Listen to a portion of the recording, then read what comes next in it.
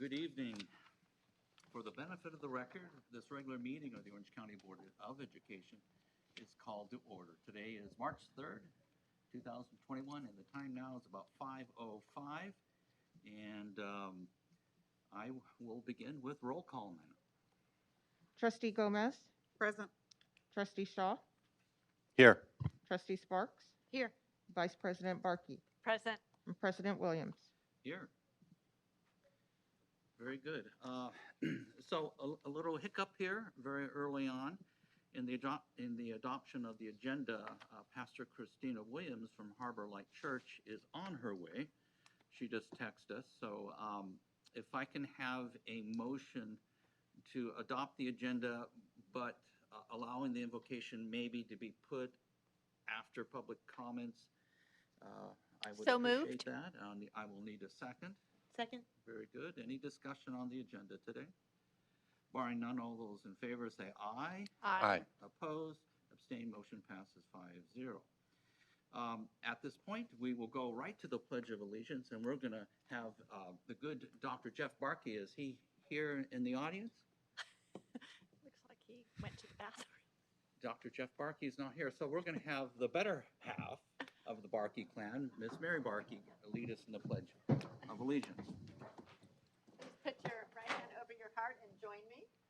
I pledge allegiance to the flag of the United States of America and to the republic for which it stands, one nation, under God, indivisible, with liberty and justice for all. Very good. You will give a scolding to the good Dr. Jeff Barkey when you go home tonight. Yes, for not indeed. being here. Yes, indeed. Very good. Introductions, none. We have no introductions at this meeting. Very good. Public comments. Oh, yes, public comments. Are we ready? Lori first.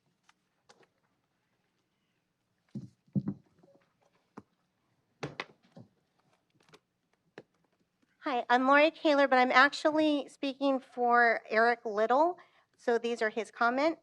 Good evening, and thank you for this moment to speak with respect to the dialogue on ethnic studies. I am an American who is Black, an attorney, the founder of 3 charter schools, and a pastor. While I could not be here tonight in person, I wanted to be heard perhaps as a unique voice on this subject, as it is indeed a subject that is already shaping the next generation for ethnic studies across our nation. Ethnic studies on its face is an innocuous phrase. It begs the question, how could anyone be opposed to curriculum relating to ethnic studies? It sounds empowering and appropriate. Words should have meaning. These words do not. These words, ethnic studies, are deceiving. The curriculum proposed today does nothing of the sort. The term ethnic studies has become a euphemism for critical race theory. I read a proverb that says, until the lion tells his own story of being hunted, history will always glorify the hunter. This, in essence, is the reason for ethnic studies. This flawed perspective is a cancer that rots unity in our school districts, among our young scholars, and even in our nation. Critical race theory divides us along 2 groups, oppressor and the oppressed. This is no paradigm to discuss the cultural construct of race, at least not a constructive one in my view. To qualify as an oppressor, one need only be white, male, heterosexual, and able-bodied. To be oppressed, well, now there's the rub. Through intersectionality, the oppressed have a ranking making one more oppressed than the other. If you're a Black male, you are oppressed. If you are a Black woman, you are more oppressed. If you are a Black female lesbian, you are even more oppressed, and so on. The more oppressed you are, the more moral authority you have, which is then conveniently accompanied by the least amount of moral responsibility. And to the oppressor, you gain moral authority by surrendering to those who have it. This is a recipe for hatred. It is a recipe for a generation not of Americans after life, liberty, and the pursuit of happiness, but rather a nation of victims seeking to topple the boogeyman, the white man. As a pastor, I must pronounce that this form of ethnic studies is not supported by the Holy Bible, breeds disunity, fosters hate, and as such is ungodly. Now, I know enough to know that any talk about God is strictly forbidden in public schools. Let that state of affairs be a reminder to us now. Can we get any worse off than we already are? With critical race theory, the answer is a resounding yes. Please do oppose any form of ethnic studies that seeks to promote critical race theory in any form. Pastor Mark T. Little. Thank you. And I have copies that I've Thank you. given to all of you. Thank you. Next up, after we clean, is Michelle.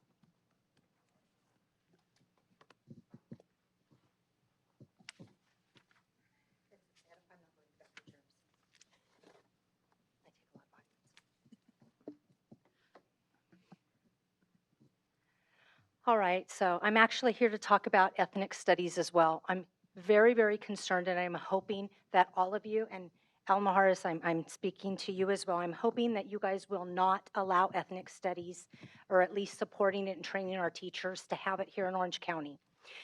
About a year ago, I was asked to come out and help some parents and speak. And so my sister, she spoke here too, she's an open lesbian, went out and spoke against it as well, for several reasons.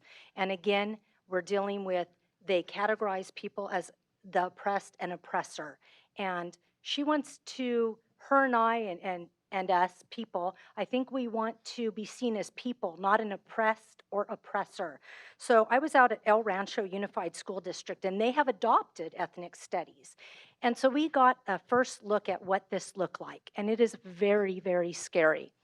And I want to just speak a little bit about what's going on and what is being bred into our, children within the public schools. And this is, again, very scary. I have a daughter who is in college right now, and we told her, you don't have to work. Just get good grades, get through the nursing program, don't worry about it. She decided, I need to work. So during all the Black Lives Matters protests that were going on, she went out and applied for a job. Well, her name is Kylie Lainani New. So they hear Lainani, my husband is Hawaiian. They think, okay, they hear New, they think we're Asian or something. So they're thinking a Hawaiian Asian person is gonna go and work. Well, the job was in a gas station in San Bernardino County. She got the job. When she went down there and they saw what she looked like, being fair-skinned, the owners told her, you don't wanna work here, not the way you look. They were scared for her life. And this is what we're breeding into our children. You know, when we're telling someone you're oppressed or you're an oppressor by the way that you look, you don't even know who they are. And this is what ethnic studies encompasses. It is, I got to go through the framework. We've been going through digging in because, you know, the state, they're looking at this and they're looking at the framework. And it was absolutely crazy. There is not one person, and like you heard the speaker before me say, unless you are a white male Christian, you are oppressed. Why are we telling people that flee to our country for a better life? Why aren't we talking about the better life and the opportunities that they're going to have here? But no, that's not what we're telling them. We say, come here, but you're going to be oppressed. And here's your oppressor. We're breeding hate and fear into our children. And we want to know why suicide has skyrocketed in our schools, why we have people, and I'm not saying everyone, struggle with their genders, why they don't know who they are and what they can be, because we're so focused on who they're not, or why are they who they are, and who hates them, and what's going to happen to them because someone's decided to hate them because of the way they were born. I am begging you to not allow this in Orange County. I am begging you. Thank you. Thank you. Next up, after the cleaning process, is Mrs. G.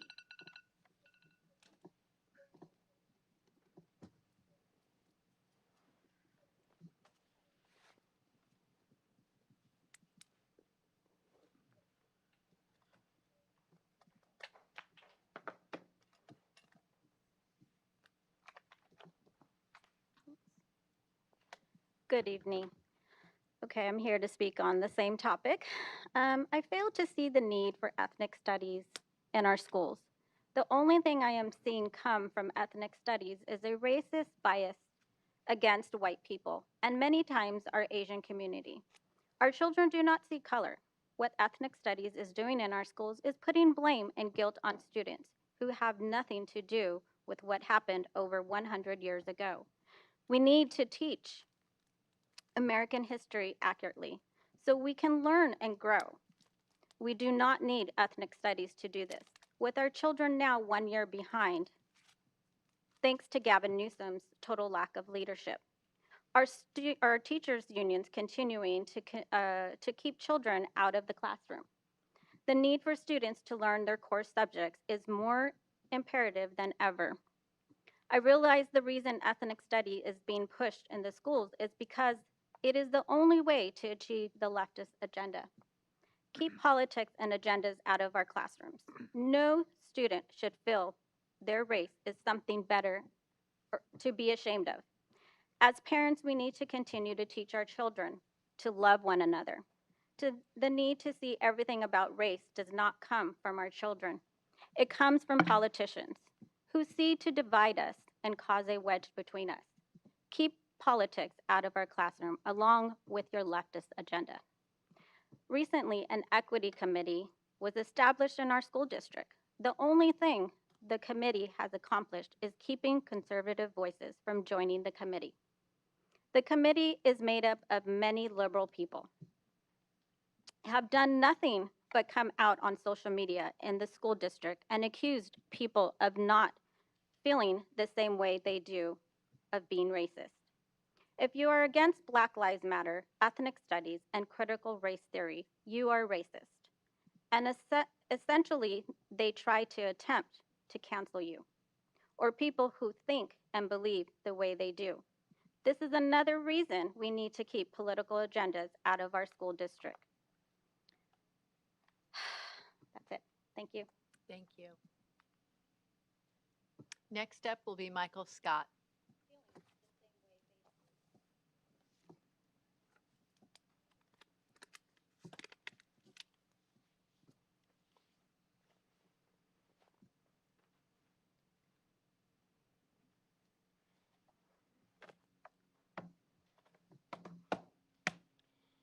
Good evening, board members, trustees, excuse me, Superintendent Maharis. Why would I come out in such bad weather? Because I have such good news. We exceeded our projections of 384 students, 433 enrolled at the school. There are 50 right now on our waiting list. Last night at Irvine board meeting, for the 30 minutes of open comments, they don't allow people to come, so they read the written responses for the entire 30 minutes. At the end, the board member was so surprised, the president, he asked, are there any more? They said, yes, there's 20 more. Are they all the same as what we've heard? And they said, yes. The parents have been enthusiastically responding. Today, IUSD's lawyer asked for another set of signatures. When we took our signatures and we provided copies of the 430, I think it was 403 at the time, it included birth certificate, immunization record, parents' driver's license, and an electronic signature. But we're going to comply and give them more signatures. I want to also give a special thanks to Teresa Johnson, who's working with me to help me get up to speed, and all of the charter staff. Plus, I want to thank the other charter schools that I've talked with for their camaraderie. I'm sorry, I wish camaraderie spirit in helping. How much time do I have left? 1 minute and 15 seconds. Okay, I might as well talk about the other item that we just heard. I'm actually Tiwa Indian from New Mexico with my grandfather. And my grandmother was from Mexico. My mother's maiden name is Martinez. And my father died when I was 1 year old, so I never knew him, and I was raised by my Martinez's grandparents. We're not all what we look like. Thank you. And last, we have David.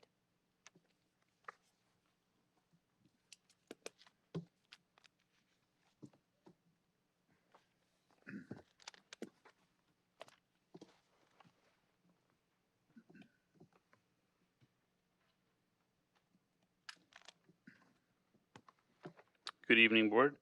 I'm going to follow up on the same subject of ethnic studies. I want to share some of the things that have been in the news recently about this, and I also suggest parents and teachers watch a video at prageru.com called "What Are Your Kids Learning in School?" It's very informative. A Philadelphia elementary school recently forced fifth grade students to celebrate Black communism and simulate a Black Power rally in honor of political radical Angela Davis. Advanced classes are now being suspended in the Boston public school system.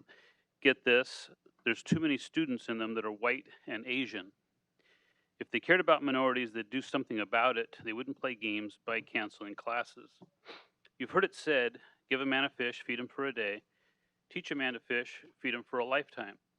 The same principle is true of education. You cannot help the ignorant by restricting the smart. You cannot help the confused by silencing the wise. You cannot lift up one by pulling down another, and you cannot enrich a student through indoctrination.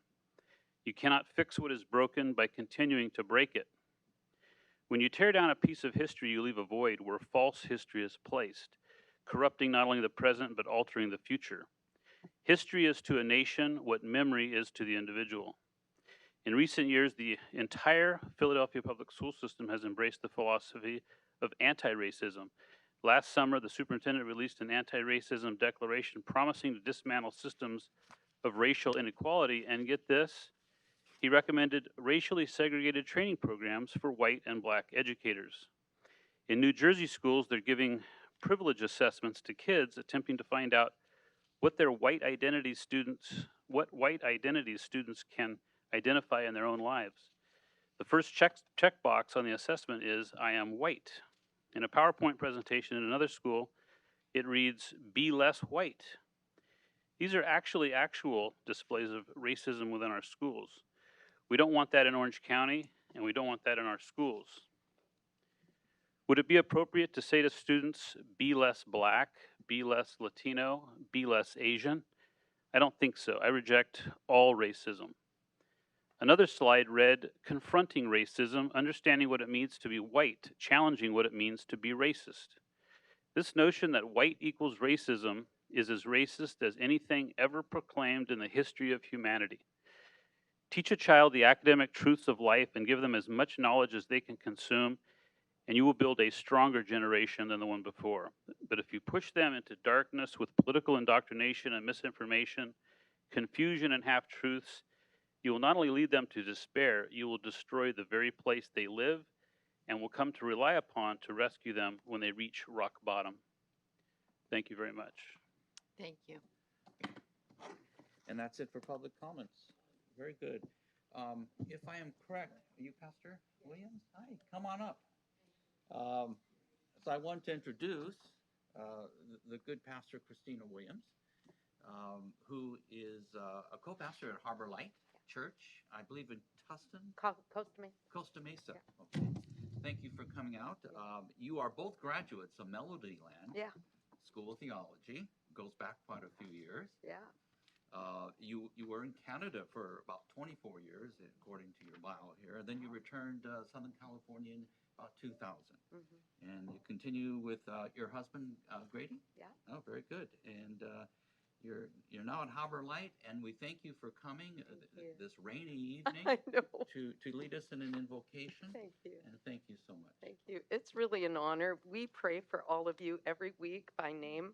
So you are in our hearts, and I'm very honored to be here tonight. I couldn't help but think what an honor it is to pray. As a pastor, this past week, I've assisted 2 families in the almost suicides of their teenagers, high schoolers, and I realize the decisions you make are so important. So we do pray for you Thank you. every week. So will you bow your heads with me? God of all creation, and you who hold the government on your shoulders, Lord, we come to you today to give you honor and praise, for you are worthy of praise. You are the source of all that is good, the source of all our blessings. Thank you for every gift we have been given, especially our children. We thank you for the opportunity to come and gather together today. We ask for your hand of blessing upon this meeting. We ask that you would guide and direct and that you would give divine wisdom, and that there would be productivity and respect for one another, and that the fruit of it would be healthy, growing children. God, we thank you for helping us accomplish this and all of our goals and plans today. In God's name, amen. Amen. Thank you. Thank you. Pastor Williams. Very good. Moving on with our meeting to informational items. This is the opportunity for communications between the board and staff. And first is the issue and the project Rancho Sonata. Renee, are you gonna? Yes, I am. So Very good. I think they are queuing up a video for you. Marla, latest shot. So Dr. Williams, you had asked last time for a breakdown of the costs for the cleanup. And so it's about $260,000. I think it's going to go up a little bit because we had an arborist out there to see what trees need to be removed. All of this is being covered by our insurance carrier, though, at this time. So I'm not sure about the arborist yet. We're still kind of discussing that piece.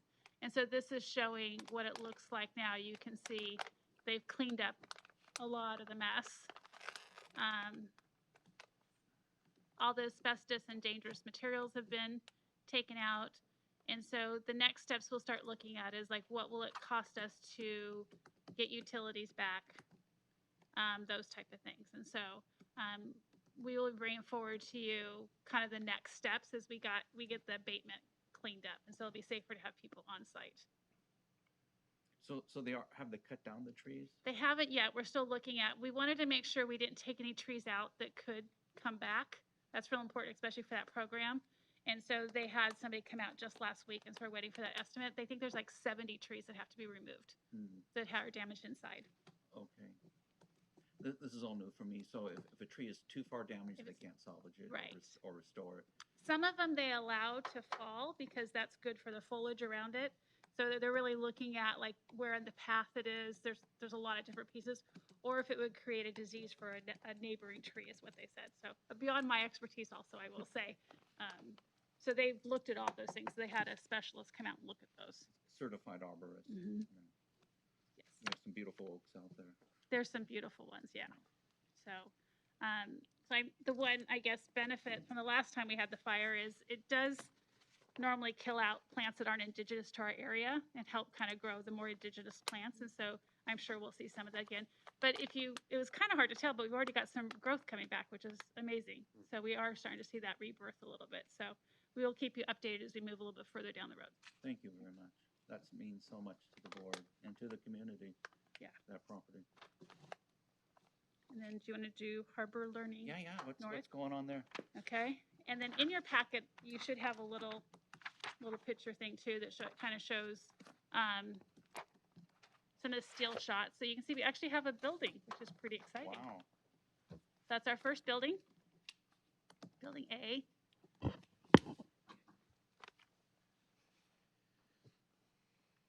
Pads are pouring on the second building. So they were ahead of schedule 2 weeks. Not sure we expected the rain today, but continue to be a little ahead of schedule.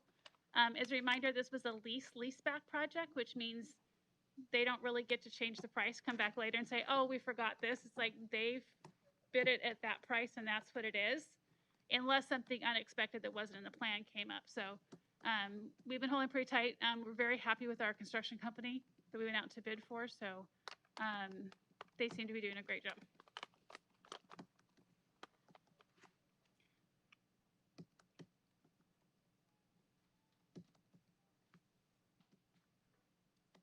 Great photography video. Yeah. We have a drone. Did you know that? Is This this is the by our drone. staff who Yep. did this? Mhm. Nice. And we're going to be voting on an easement today, I believe. Yes, 2 of them, electrical and water. Okay. By the way, do we have a general contract with the contractor? Because of leaseback, we did directly with that contractor, so I have all those bid documents and stuff if you'd like to look at them. So Yeah. it's Miller Construction. I think the board would like to. So we went through an know the- RFP process, interviewed. So when we originally purchased the land, we had actually contracted with CW Driver. And then when we actually got to building it, they were no longer available. So we had to go back out to bid again. And so we interviewed multiple companies. And so this was the company that was chosen. So Yeah, if you can get that. they're pretty contract. thick. So I'll bring them for the next board meeting Okay. for you guys to look at because it's a huge stack of files. So but you can see the 5 finalists who bid. Very good. And that's it? Mhm. Update, wonderful. Nina, we're going to go over boardroom security. We talked a little bit about this, and I think the issue was, are we going to keep the current security that's in place, or are we going to go back to where we were with the Orange County Sheriff's Department? And any follow-up information I believe to that in conversation? your last month's packet, Renee had made available all the information so that you all could take a look at that and help with whatever questions that you might have. I have not received any questions from any board member or asked or anything for clarification. So at this point, I think it's in your hands in terms of if there's additional conversation or if there's something that you all want to act on and put on the agenda for. Right, yeah, and we can't make a decision because it's not agendized, but we can certainly comment on it. So please, this is the opportunity. Becky, you want to start? Any thoughts on the boardroom security? Not at this time, no. Not this I'd time? rather wait till it's on the agenda. Okay. Tim, No, I don't have any thoughts. you're flexible. Okay. Yeah. My thoughts are, is I would like to go back to the Orange County Sheriffs. I like supporting our sheriffs. I feel for the minimal cost differential, their training is much more extensive. I know the other firm did some additional training beyond what they have to, but I still feel that the training from the Orange County Sheriffs is much more extensive, and I'd like to support them. And we've used them for I'm not sure how long. When I first came on the board, we were using them. I felt very comfortable, and I think that it's nice to have them. I know we talked about, do we still need security? And I think when you have security, you don't need security, but I wouldn't want it to be known that we don't have security. So I vote for the guys in green. Okay. Lisa, any thoughts? I just think that we need some form of security, Okay. but I haven't really thought much beyond that. Okay. Well, I'm also probably a little biased with the Sheriff's Department with their far superior training. So what we'll do then as the executive committee, now that I've heard from everybody, I see that there is some flexibility here. We'll come with something more formal for the next meeting. Does anybody want the information again? Does everybody have? Because Nina provided some great information. Maybe you could send it back out, Nina, just so everybody has a refresher. Does that sound reasonable? Well, if it goes on the agenda, we should have that information Yeah. as an agenda item. It would be part of the backup. Okay, great. Is there somebody that came in that wants a speaking card? I think somebody came in late. Did you want to speak? Did you want to fill out a card? Oh, no? Okay. Okay, I want to make sure. They ask them as they come in the Oh, door. gotcha. Okay, Okay. perfect. Okay, moving on then, if we are done with that, seeing that there's no more questions or comments, the next communication is the Memorial Day essay contest. I'll give a little bit of background on this. So the Memorial Day essay, and help me out here, Nina, if I speak in error, began 6-7 years ago. Began with the local group here, Scott Williams, and the former mayor here in Costa Mesa, where we wanted to reach out and create a sense and spirit of patriotism in our programs. And so David Boyd, Jack, and myself, I think Robert Hammond, and we made an essay contest that whoever got the most influential or created the most influential essay won an award, and that award was a cash award. And we as board members chipped in to give that cash award. And I gave like 200, 250. I think David Boyd gave the same. And so it's totally voluntary on the board's part. And the question was by staff, do we want to continue with that? And so I wanted to get an input from the board on that matter.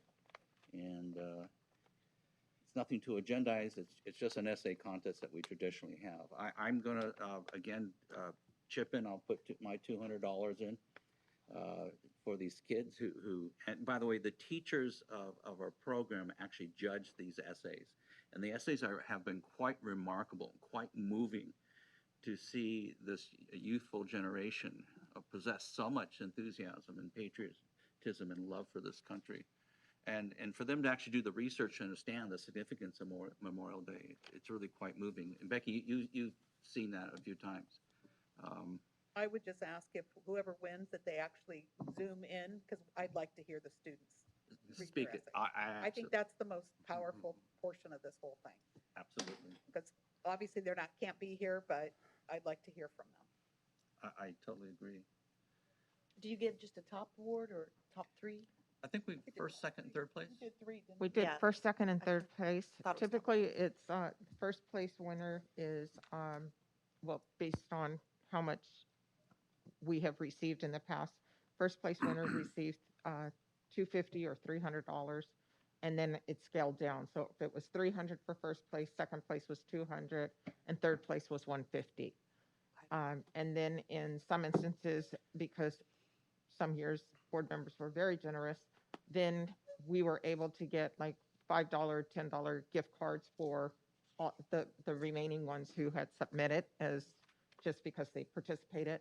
But all students receive a certificate irregardless of, where they end up. And then we have had the students here the top student has read their speech in person. Last year, naturally, because of the pandemic, we were not able to do that or do Zoom because we were still figuring out Zoom. But this year, certainly. And I think for the benefit of the public, the students that are in the essay program are in our alternative ed program. So this is not open to all students across the county. These are just students in the programs operated by the department. And the teachers and the principals are actually already started for this year because they need to start early with those students just because of the different programs that they're in. Some are in, foster care, some are in our community home education program, some are in Sunburst. So they're, as you know, our programs are very, very different. And so because of that, they need to start early. So they typically start in February. We get the essays in April, and then by May, able to do a presentation and recognize the winners. And usually for that meeting where we have it the first Wednesday in May, I don't know the day, we'll have a Memorial Day resolution. And we have them come in, and the Freedom Committee here in Coast Mesa, we see a lot of war veterans come in. Scott Williams, who is the president of the Freedom Committee, will be here. So you can, in private, you can let Naya know what you want to contribute. Well, I just got my tax return, Ken, so I'm feeling pretty good. So I'll match your 200. Woohoo. All right. Wow. Awesome. Awesome. And I'll match that as well. Oh, okay. So 300. Do I hear 300? Do I hear 300? I'll match it, of course, You match it, okay. despite my tax return. Yeah. I don't have mine back yet. I'll have to talk with Dr. Barkey. Dr. Yeah. Barkey. Okay, he says yes. So we got $1,000 from the Boom. board. Anybody out there who else wants to contribute? This is all voluntary. Well, I was also going to suggest that if the department staff wants to contribute, there's no reason they couldn't. I mean, it doesn't have to just be us if anybody Yeah, wanted to. voluntary, yeah. Absolutely. Okay, that's wonderful. That's exciting. That's a project that means a lot to me. Very good. Wonderful. Okay, moving on to the next topic of ethnic studies. Our good Dr. Jeff Hettenberger is going to give us a little update on the issue of ethnic studies. And I'll allow him to come up and give us a little bit of intro.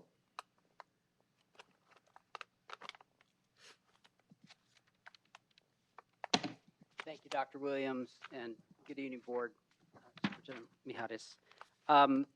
I first of all just want to take a moment to thank you for your support for the Memorial Day essay contest. It's a deeply meaningful activity for our students, very meaningful to our teachers. Your support for them, even if there were no money involved, just the recognition of the work of our students is very, very meaningful to them. So thank you very much for that.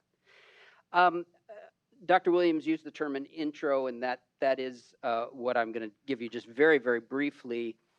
As Associate Superintendent Boyd discussed with the Executive Committee, we are tracking the Ethnic Studies model curriculum discussion happening at the State Board of Education, March 17th and 18th. The third draft of the Ethnic Studies model curriculum is on the State Board of Education agenda for discussion. At that time, we'll have a better sense of what the State Board of Education's action will be. And the plan that Nina discussed with the Executive Committee was then that we would do a full presentation and give you an update in April that would include a discussion of the board's action with regard to that third draft of the Ethnic Studies model curriculum. So that is in about 2 weeks? That's Is correct. that the final decision? It remains to be seen. The initial law, AB 2016, was signed by Governor Brown in 2016, setting forth the requirement that an ethnic studies model curriculum be created and then adopted by the State Board of Education. The first draft was completed in 2019. That was open for public comment. There's a tremendous amount of public comment. Based on that public comment, a second draft was created. That was open for public comment. Again, a great deal, and you followed, I'm sure, some of the public comment around these drafts. After that, a third draft was completed. That was open for public comments over the last 45 days. That public comment period is now closed, and so what goes to the board on March 17th and 18th is that third draft and the public comment around it. So then it will be a matter of what the state board chooses to do at that point. And that's what we're tracking, and we'll know by the time you meet in April what the outcome of that meeting was. Do you have, I'm sure all of us would like to see that third draft, if you can get a copy. Absolutely. We'll send you the link. It's posted on the California Department of Ed website, and we'll get you a link so you can And review as that. far as I understand, Jeff, the curriculum is not mandated? That's Or correct. is it? It is not mandated. You might recall that, and I'll go into more detail in April when we talk about this, but you'll recall that there was legislation proposed that would create a graduation requirement for ethnic studies. That was vetoed by Governor Newsom. And that was in November, I believe that veto was took place. There has been new legislation introduced. Again, I'll go into this in April in more detail. So that's in committee right now. Unclear where that will go. So, so there is no graduation requirement, and the ethnic studies model curriculum would not be a required curriculum. It would inform districts that choose to create an ethnic studies course, but they can choose the shape of it. They're not. It's not a course that districts would adopt. It's sort of a model curriculum that districts could draw on if they choose to create an ethnic studies course. Because they can introduce it in social studies, English studies, history. It can take a lot of different shapes, and that will be locally determined. Now, is it required, though, at the Cal State University level? UC and Cal State? Cal State system did, the governor did sign legislation requiring an ethnic studies course in the Cal State system. Is that, and that's UC and the Cal State? That's Cal State specifically. Okay, so it's not UC. I'm not aware of a UC requirement. Okay. And is critical race theory central to the ethnic study? Are you aware of that? In this That's third draft? been a big part of the discussion around it. I have read the entire third draft, which is 700 or 800 pages. Oh, gee. There is no explicit discussion of critical race theory in the third draft. But it has certainly been part of the public discussion around the ethnic studies model curriculum. Okay. Any other questions for Dr. Hittenberger? Okay. Pardon, thank you, Okay, Jeff. thank So you. we look forward to your PowerPoint presentation, right? Thank you, yeah. Okay, wonderful. Very good. Moving on with the meeting. Dr. Maharis. Yes, thank you. You're up, sir. Mr. President, members of the board, and thank you to Dr. Hindenburger for that, those few remarks on this important topic, and definitely will make sure, as he mentioned, that we keep the board informed with respect to the ethnic studies. Yeah, I just simply wanted to let you know about the vaccination process. As you may know, we've been heavily involved in this. I'm on the vaccine task force. I've mentioned that before. And because we touch so many minors and adults who serve those minors across the county, the Orange County Department of Education has been working very closely with the OC Healthcare Agency.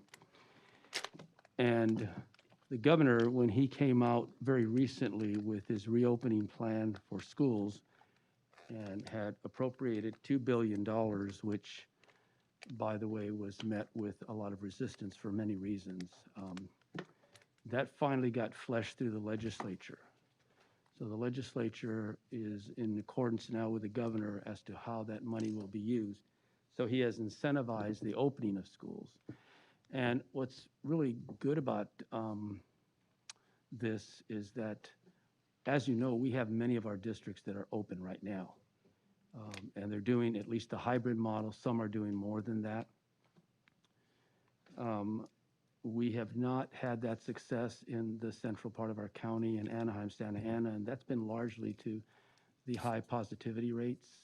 But those numbers are changing. You've watched the numbers that are displayed daily by the healthcare agency, and we truly believe that we will be red across the board by next week. And we're hoping that by the 17th of this month, our kids will be able to go back in all of our districts in some way or another to either most likely the hybrid model, if not more than that. So we'll see. But so one of the key dynamics here is the vaccination process and getting people inoculated. So we've been asked to establish education pods for the education sector. We have, we have 2 of these points of dispersion pods, super pods, the SoCa and the Disneyland pod. The Disneyland pod is closing. It's, I think, closed by now. And some of that's going to flitter off to the Anaheim Convention Center. But we have opened 2 pods, actually 2 pods now as of this week. We opened a pod in the Garden Grove Unified School District and in Capel Valley Unified School District. So the Capel Valley will serve the south part of the county, and Garden Grove will help with the center part of the county and elsewhere. There's no set boundary. People can go to one of these pods at these 2 school districts and receive the vaccination or the vaccine. We are also looking at opening a pod for Anaheim Union and Anaheim Elementary, and that will serve all of the feeders into the Anaheim Union School District. There was some equivocation because we weren't sure exactly what the district was going to do, because we want to incentivize it so that they open the classrooms for kids. But if they're going to remain on a 100% e-schooling program of online education and not have in-classroom instruction, then we felt that it would be better to put that vaccination establishment elsewhere in the county, not to neglect the teachers in those systems, but so the thought was that we would hold off on doing a pod there, but we're now going to open one there, and that should open any time now. Santa Ana is also very eager to have all of their people vaccinated. I think they have reached an agreement to have their kids go to at least a hybrid model by the end of this month. And so the key there, of course, is to vaccinate the staff. it's not easy to open one of these pods because it's like you're opening a doctor's office or perhaps even a hospital in some ways. And the protocol is very stringent. It's guided by the Disease Center for Disease Control, and also the California Department of Public Health and the local healthcare agency. So these agencies have given input as to how these things should be developed and how they should be monitored and evaluated. So for Santa Ana, we're going to have them participate vigorously at the Garden Grove pod, but also Walgreen is going to help to provide the vaccine for the city of Santa Ana. And so there's 3 Walgreens there. They're going to be helping with the distribution. The other thing that I think I mentioned the last time that we spoke is that FEMA has also, there's 10 regions in the United States that are governed by FEMA, and there's a lot of centers that have been established. They've almost been like these pop-up centers. So they're right now at Rite Aid and CVS, and those are in the south part of the county. And that's through FEMA? Yeah. FEMA and the state participates also. They're community center entities, they're called MCEs. And it's a little odd because they're designed to serve the poor largely and people who have health issues. Perhaps they don't have health insurance, so that's the target area for FEMA. And there's some confusion as to why they didn't put those locations in the center part of the county where it's most needed. But that's outside of the guidance of the HCA. That comes right from FEMA. And for those communities that are at highest risk, Dr. Harris, is there priority, like certain age groups? How's that being done? We know the Yes. frontline physicians and the elderly are prioritized. When do we go to everybody else, basically? Yeah. So yeah, it's prioritized according to age, 65 or older, or people that have health issues. They're part of the phase 1A. Health issues in terms of comorbidities, and those who are serving those individuals. So it's the emergency response people, doctors, nurses, and others. They were priority 1. The governor did open that up recently to food services workers, agricultural workers, and those that work in the food industry, as well as teachers. So teachers, even though they may be under 65, they're also a priority. and They're getting part of vaccinated. 1A. Yeah. What about children? They're 1A. They're part of 1A, but they also opened 1B. And that is really allowing us to capture all of the teachers, because we had tiered teachers to be in the 1A. But now with 1B, and we're in phase 1B now, that includes all people in the education sector, including higher ed. Wow, that's exciting. What about the kids who are at high risk, who represent, as we know through the data, children generally don't get this? Yes. But there are kids who are at risk with certain medical disorders. Are they a part of that You mean that priority? in terms of being vaccinated, or Correct. those that no? We are not vaccinating students right now. Okay. There is a goal eventually to offer that to students. Well, that's exciting under these extraordinary time that you're doing this. Right. And I appreciate that as a physician. Good. It's important that we do this, and appreciate you taking up the issue and Yep. putting it on your shoulders and running with it. That's just wonderful. Good. So it's coming along fine, and really the credit goes to our staff, Dr. Olmstead, and all of the nurses that we serve, as well as the leadership at the local district level. Thank you. Any other questions for Dr. Maharis? The only question I would have that some of the public are asking, which vaccine is being distributed? Is there a choice that people have, and is it mandated for your staff? Pfizer and Moderna are being administered now.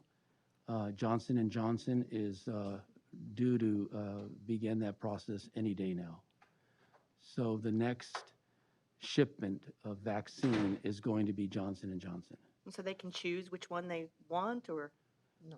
No, there's different levels of efficacy, and the next time we meet, I can be more clear, or I can send you information. But the So with Pfizer and Moderna, those are going to be held for the elderly, those over age 65 will be offered that. And Johnson & Johnson, I think, is going to be used, and by the way, it can be used by anybody. I mean, if you go to get yourself vaccinated, and that's the only vaccine they have at that location, you can take the Johnson & Johnson. And if you choose not to take that because you want either Moderna or Pfizer, then you could potentially get that, but it may not be at that moment. And there are issues, I'll be very frank with you, with Johnson & Johnson. There's issues of efficacy, and there's issues of ethics surrounding that particular vaccine. And I think you've been following some of the research on that. It has to do with the development of the vaccine and the aborted fetuses that were used, tissue that was used in that process. There's a long narrative around that I can get into if you want me to, either here or later, but that's something that we have to make very transparent to the public. Yeah, that's why I was asking Yeah. on behalf Yeah. of the public. Yeah, thank you. Yeah, I get a lot of questions from patients regarding the use of aborted fetal tissue in these vaccines. I can't find an answer to it. Yeah. Well, in 2019, there was a law passed, a federal law, that prohibited any public research supported by tax dollars for using tissue from aborted fetuses. Okay. But Johnson & Johnson is a private, pharmaceutical company. And a lot of, and most of the vaccines that were created over the years, the MMR vaccine, the polio vaccine, were done on tissue receipt that people had back then, the experts had back then, from a fetus. So that particular thing is not uncommon from what I understand. I'm not an expert in this area, but from what people have told us at the task force. And in terms of the efficacy for Johnson & Johnson, I am told that it has high efficiency when it comes to hospitalization and mortality. But in terms of still showing symptoms of the disease, it's not as good as Pfizer and Moderna. One more thing, and it has to do with, there were Catholic bishops who wrote a letter to the Health and Human Services unit of the U.S. government opposing Johnson & Johnson. So that is out there right now. I read an interesting article in Christianity Today on this very topic. I can send you a copy of that if you'd like. Yeah. Because there's evangelicals that also have an issue with this. So, so that's something that people have to filter through in terms of their decision regarding the vaccination process itself. Any other questions? Thank you, sir. Nina, moving on to the Associate Superintendent. Okay, just, the next board meeting is April 7th at 5 p.m. I'll remind the board that that is also the month for your budget study session. That typically occurs 1 hour before the regularly scheduled board meeting, so you need to find out whether or not you're wanting to do that at 4 o'clock or I'm fine with 4. Everybody else? budget study session at 4. Yeah. Okay. So we'll make sure that that's agendized and so forth appropriately, but, and then cutoff for that board meeting is March 24th. And in your red folders, there is a listing of invocation schedule. Those are all the individuals who contacted us in December and January for the year. So we were able to put together a calendar that's provided your meetings next July through December are adopted this evening.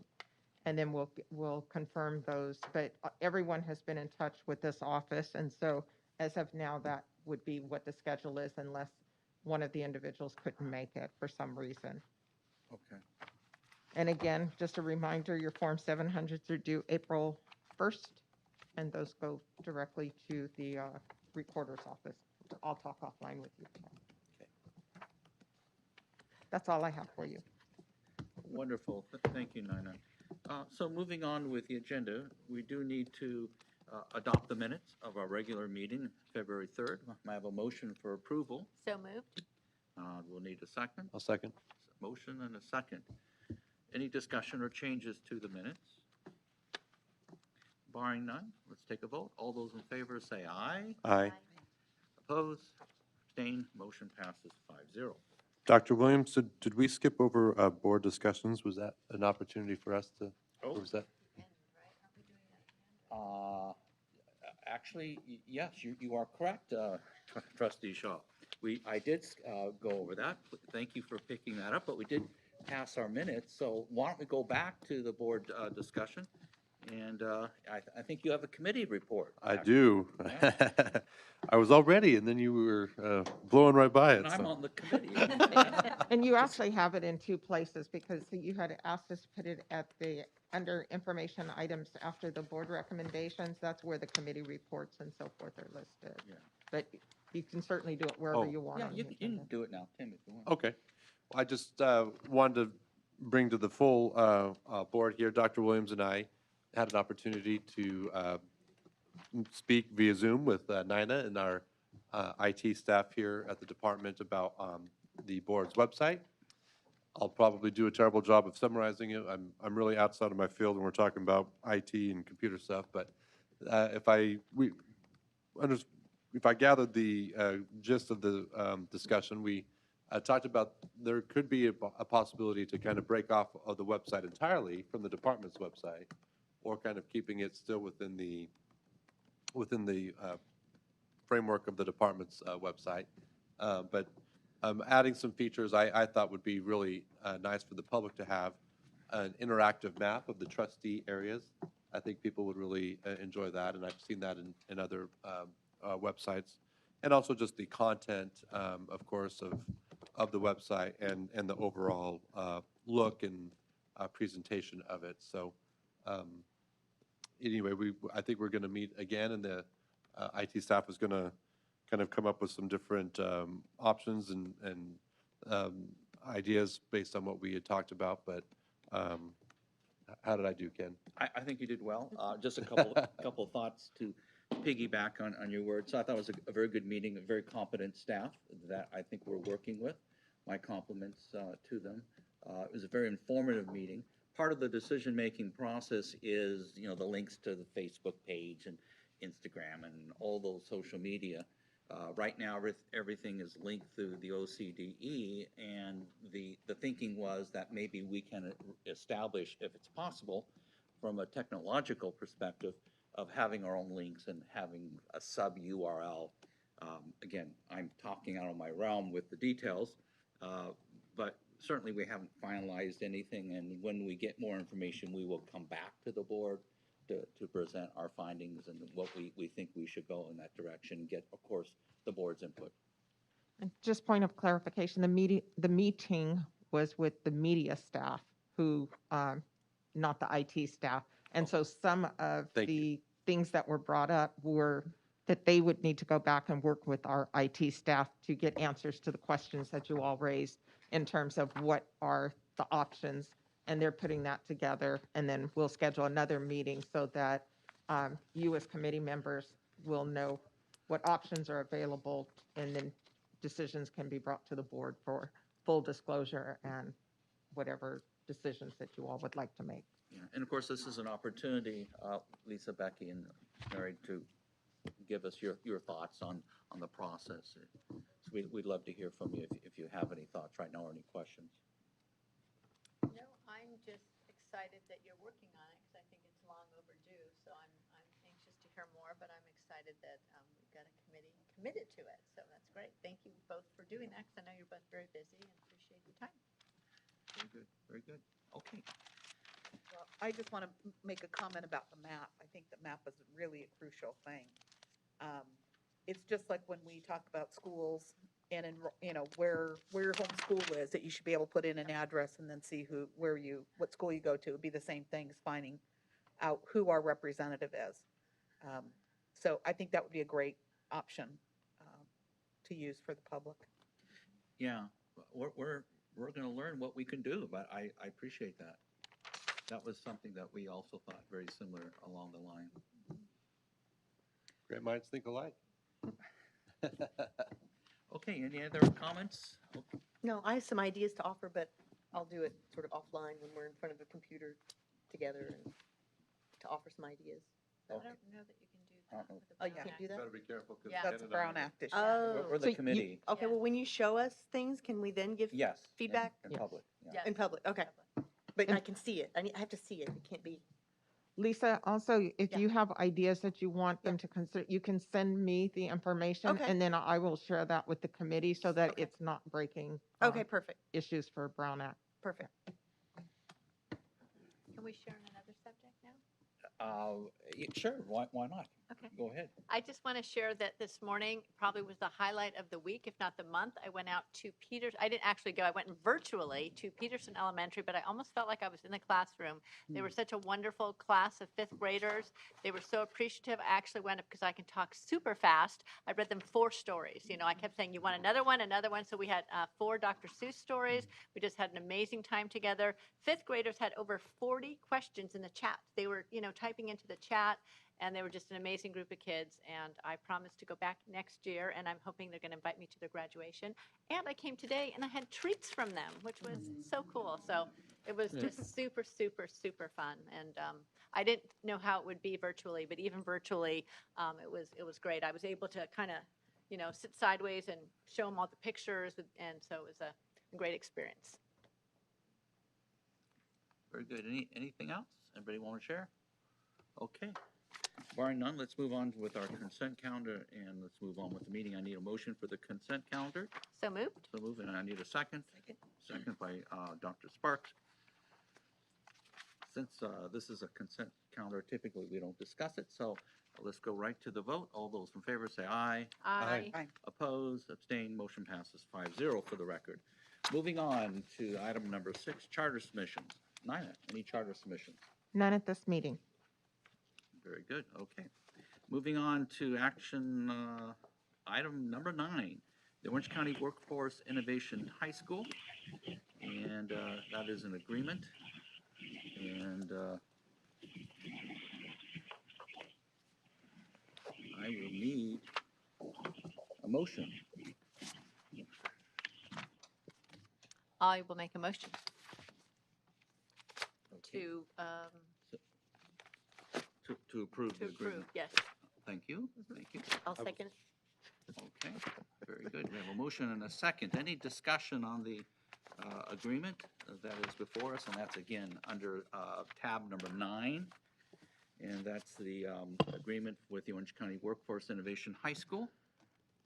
I would draw your attention just to, on page 25, there was one notation where they had requested a number of days submission change. On page 26, that language was in their previous agreement, and so they wanted it carried into the new agreement.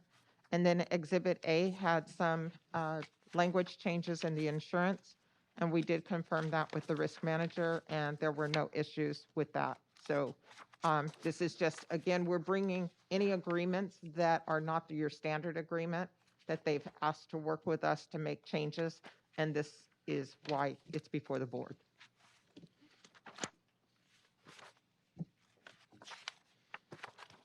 So I made a motion to approve. Right, so we have a motion, and then we had a second, I think, by Dr. Sparks. Any discussion on the agreement? Very No, good. as long as the charter school unit is in agreement with those changes. I believe they are. Yes. Yeah, they're right. Very good. Okay, all those in favor say aye. Aye. Opposed, abstained, motion passes 5-0.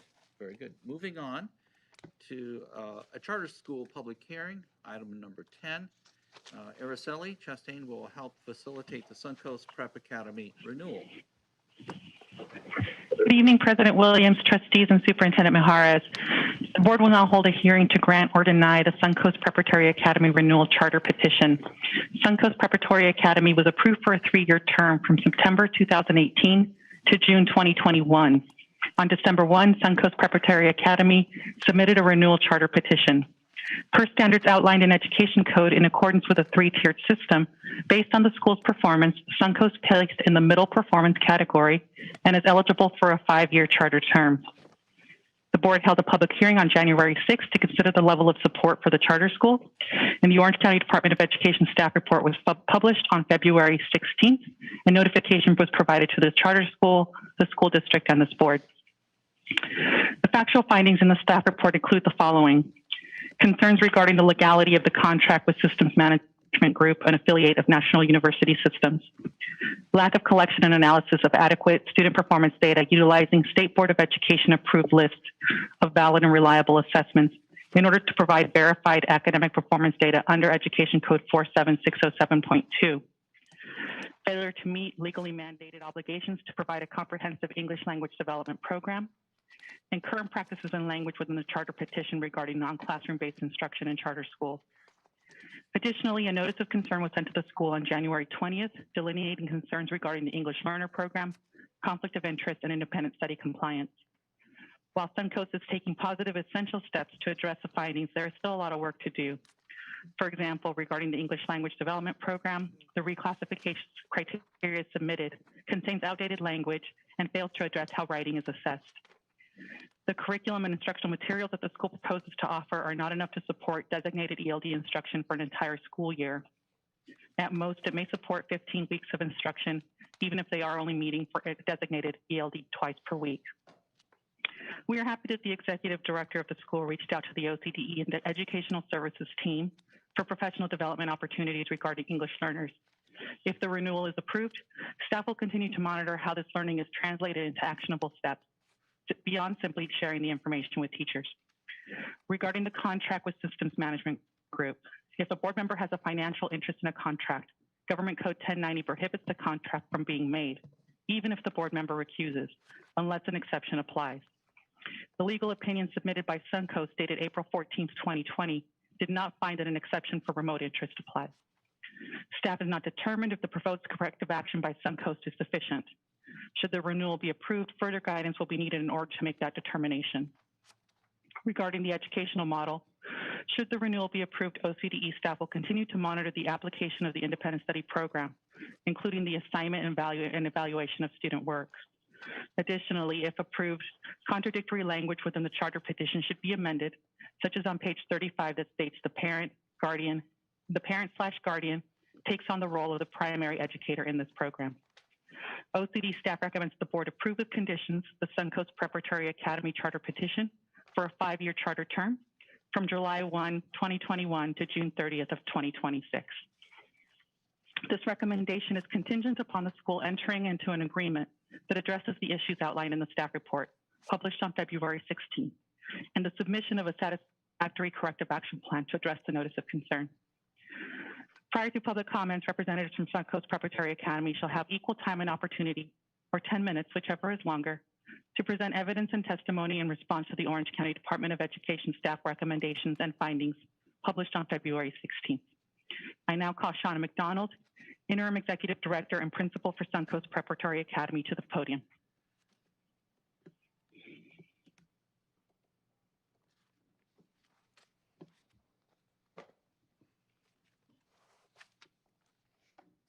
Good evening, board. Thank you so much for the opportunity to speak tonight. Thank you, Araceli. I want to say thank you to the Orange County Department Board of Education, as well as Araceli and the Charter Division team. They're amazing. I have a very close relationship with Teresa Johnson. We want to make sure that there is transparency with Orange County Department of Ed, and so I think that we have had that possibility of having that relationship blossom with the opportunity for me to be an interim director. I do want to continue to work closely with the Orange County Department of Ed Chartering School District so that we can perform the way that we're supposed to. And I'm grateful for the opportunity to be able to do that. I am working very closely with CCSA as well as other charter schools with the English language development plan that we are coming up with, as well as trying to make sure that our concerns are met and that we're able to meet those standards that are being brought to your attention today. We are trying to make steps to improve everything that was in that letter of concern. I'm still making steps as those continue, working with SMG and the board, trying to find other board members as well to broaden our horizons on our school board in essence, so that we aren't stuck with just the people that we have there right now, that we want to include other people in our charter community. That being said, we are hopeful for the board's approval of the 5-year, and that we are able to show that we can do this. This is my baby. I took over 3 years ago, and I brought it from 35 students. Now we're stuck at 95, but I had over 200 last year. So I know I can do this. We still have students and parents that want to be a part of our program because we do good things with our program, and I want to be able to show that to everybody. And so with that being said, I really hope that you agree that I can do this and that we can do this for 5 more years and continue to grow our program, because it's an amazing program. We love it a lot. I brought one of my fellow teachers as well as one of my coworkers to also, if they wanted to speak, to talk about what they like about our program and what they're able to do. So I did bring people tonight that are eligible to do that. Unlike being here by myself last time. Bring them up. Tim.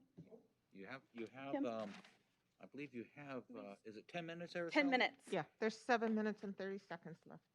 I'm a fast talker. So this is Coach Tim Shelton. He does all of the athletics. You just need to scoot up closer to the mic and then Yeah. hand off. So Miss Salas is one of my teachers. She teaches English, and she's been an integral part of helping our students and promoting their growth. And so explain. Hi.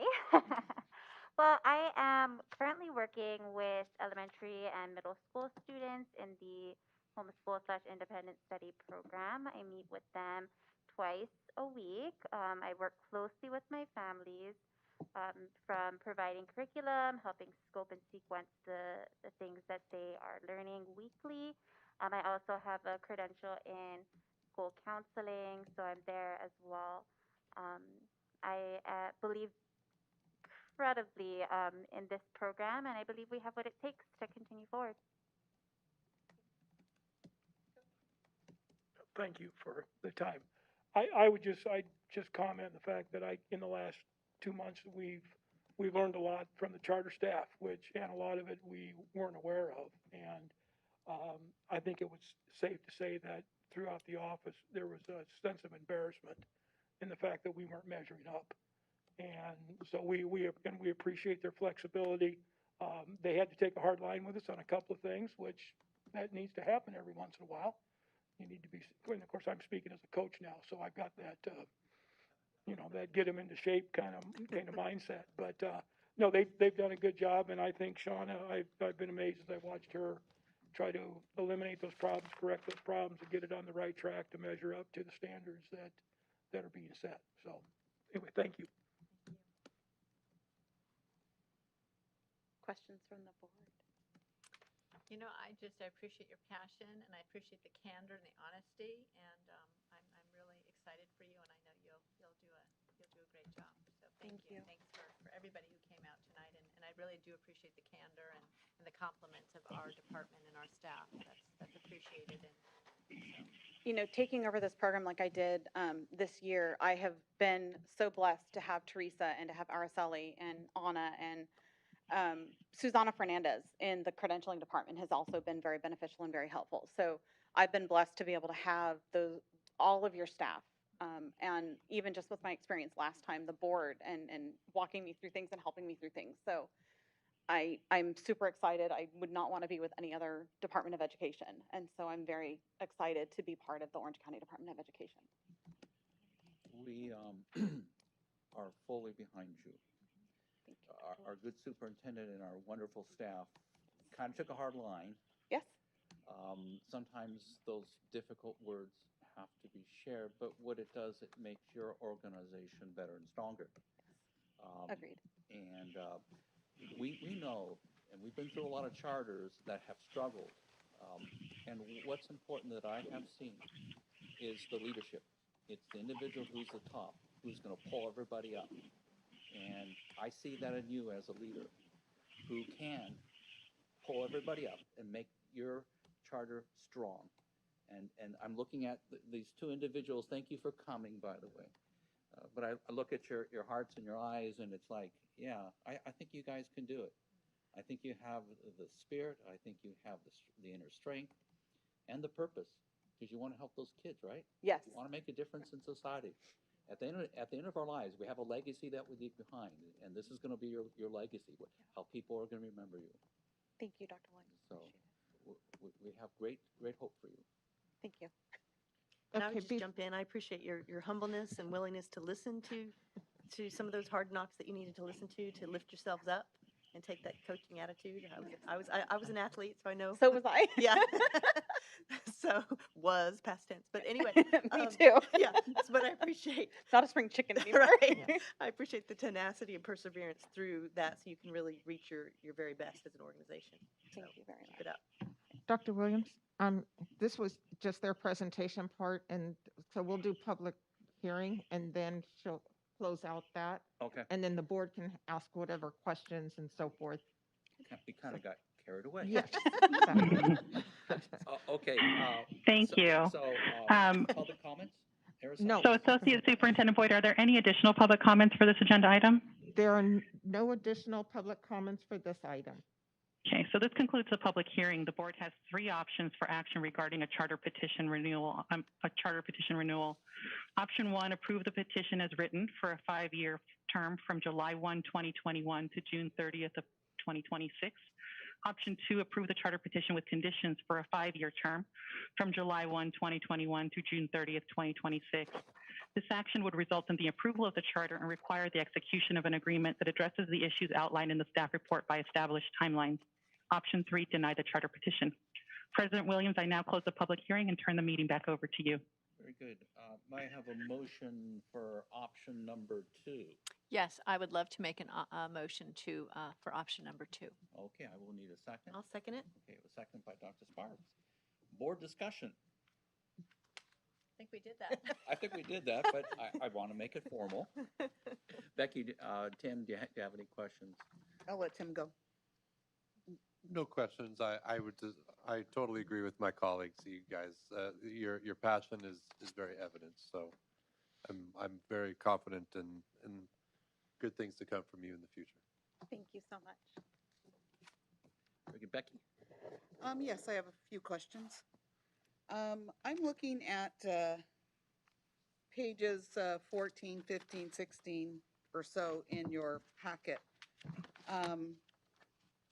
Well, and first of all, can you tell me if your demographics of your school mirror that of Saddleback? I don't have that answer. I'm sorry. I don't know how closely related to the demographics we are of Saddleback Valley. I think that we are probably fairly close, but we do have a lot of students out also in Riverside and San Bernardino, which are probably in a lower socioeconomic status than Saddleback Valley, as far as demographics go that way. I do think that we have a diverse population of different ethnicities similar to what Saddleback is, but I don't know as far as the other demographics, how closely related to Saddleback we are, no.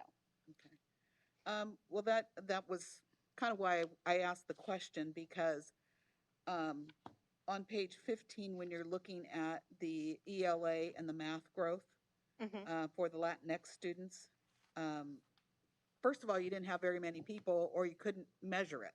Correct. So that concerned me a little bit to even see what is happening there.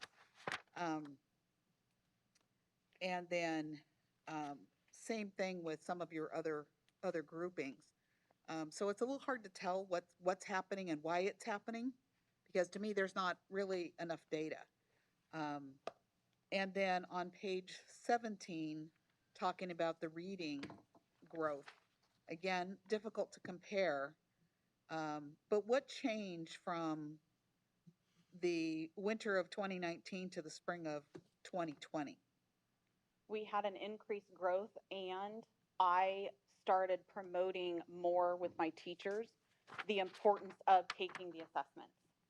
When we first started in the 2018-2019 school year, we had a huge population of parents opt out of testing. wrote letters that they didn't want their children to test, they didn't believe in it, and I couldn't get them to change their mind.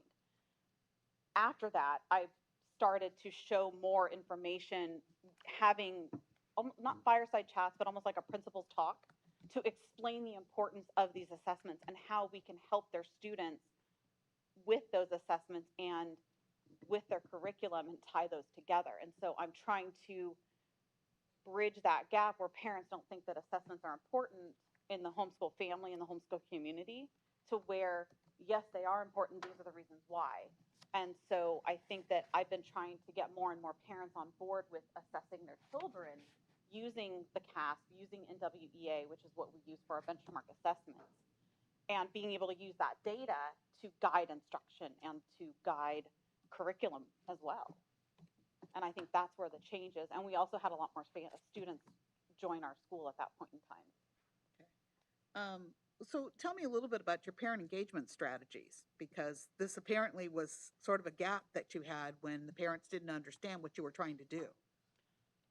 I don't know that it was parents not understanding. It was me not checking in on those teachers a little bit better, because I was asking the teachers to inform the parents. And some of my teachers at that point in time, when I first took over, didn't believe in testing either. They didn't promote it with their families. And so now that I have teachers on staff that are more in tune with that and how we can use these assessments to better their children and to better their curriculum and teach those to the parents, that's what I want. And I'm doing PowerPoints, I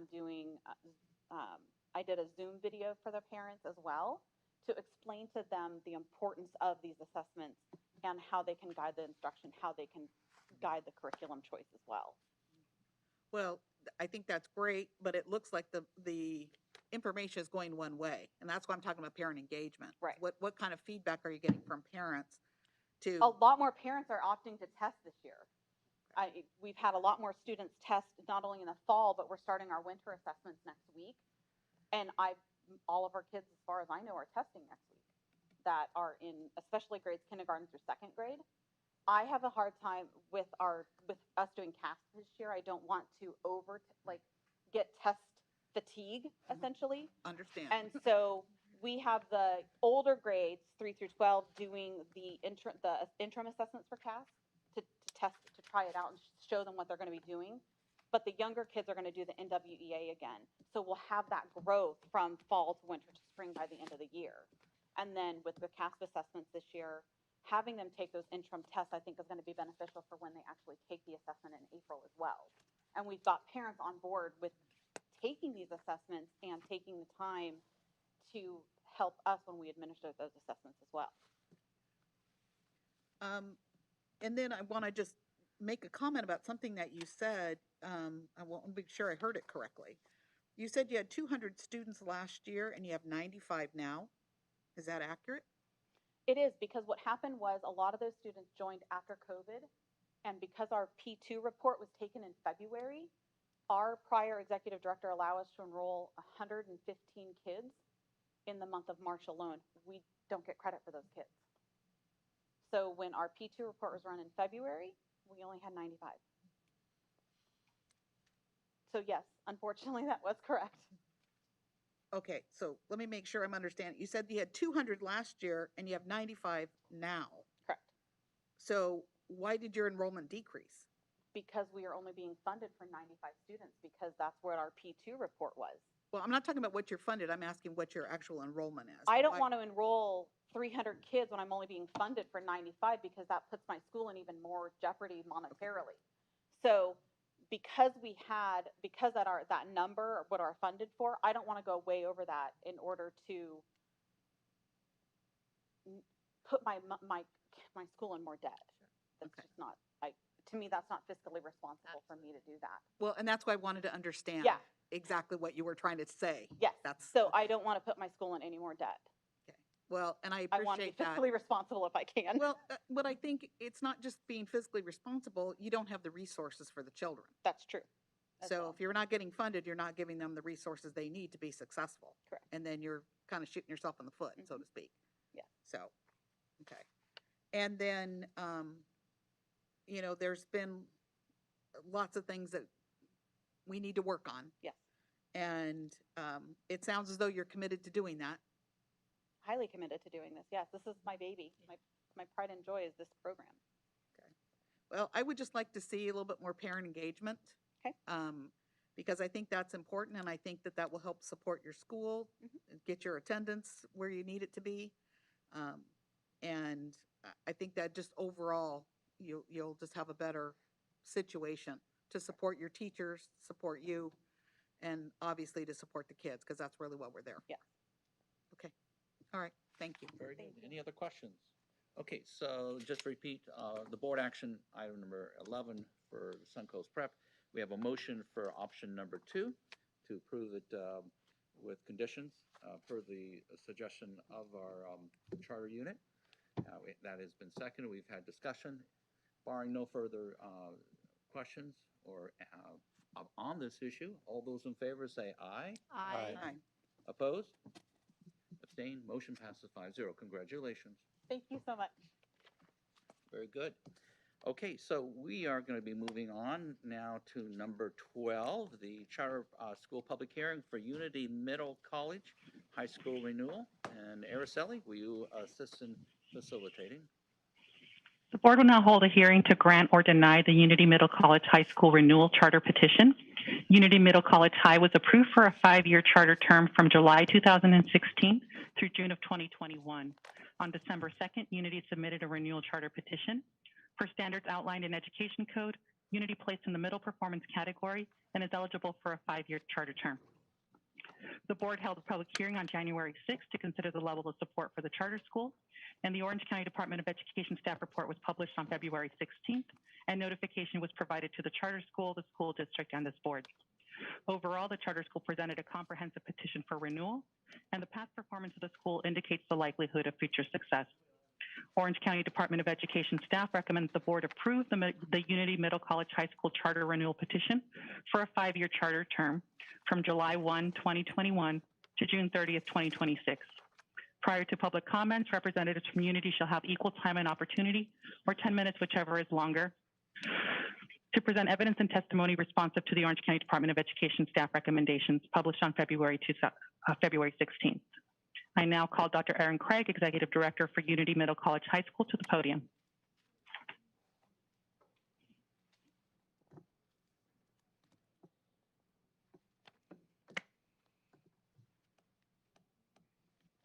Good evening. Good evening. Good evening, President Williams, members of the board, and Superintendent Maharis. My name is Erin Craig, and I'm the founder and executive director of Unity Middle College. Tonight, I stand before you looking towards the future. This is the future we had been hoping for early on, the future we had been working tirelessly for since 2014. So instead of tonight me presenting the same information that I did during the last public hearing, I'm going to do something a little bit different because many of you have been through this journey with us through the peaks and the valleys. And I'd like to express my gratitude to some of the individuals who, without them, we would not be open and we would not be serving students. So first, I'd like to echo what others have definitely said throughout the meeting tonight to thank the OCDE staff, in particular, Teresa and Araceli. And even more in particular during the last year. We've been through it, and I have to say, like, if I could describe the way that the staff has been like that parent that has been holding us accountable, but also showing us the pathway forward. So thank you for that, truly. I'd also like to thank CCSA, and I'd like to thank Susan Moss. From the beginning, Susan is someone who believed in my idea and helped me take it and bring it to a reality.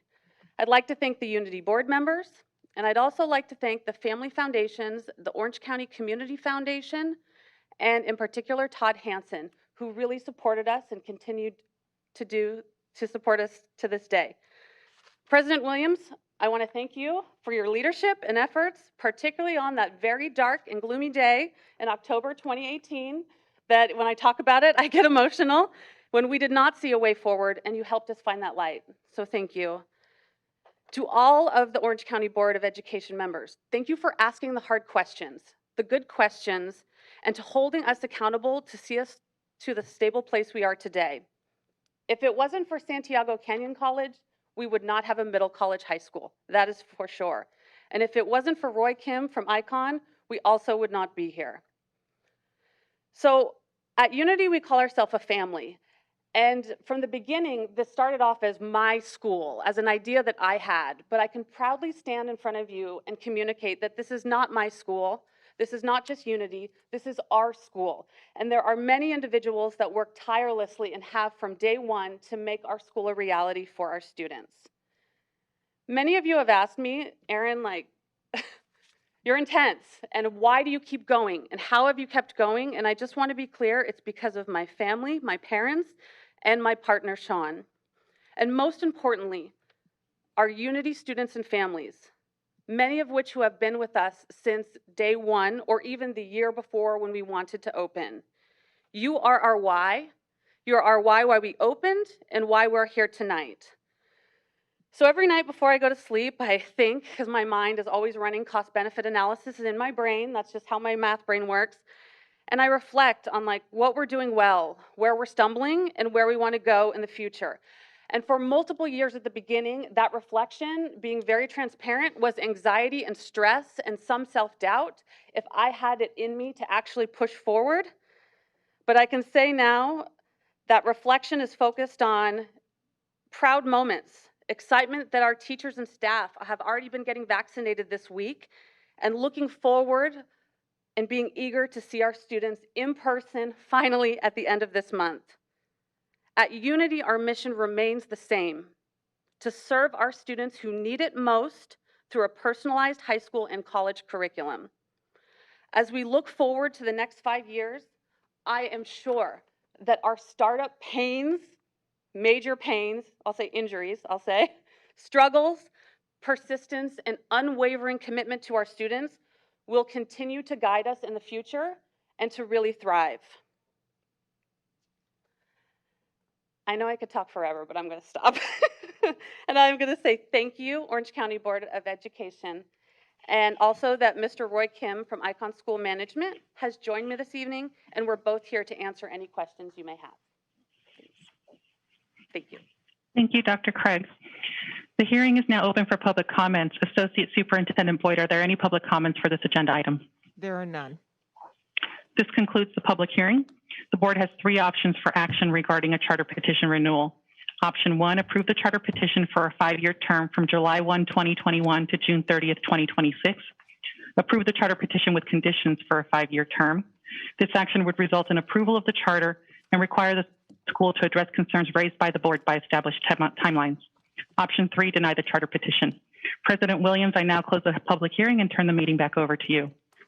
Okay, and I'm going to take the privilege on action item number 13 to make personally.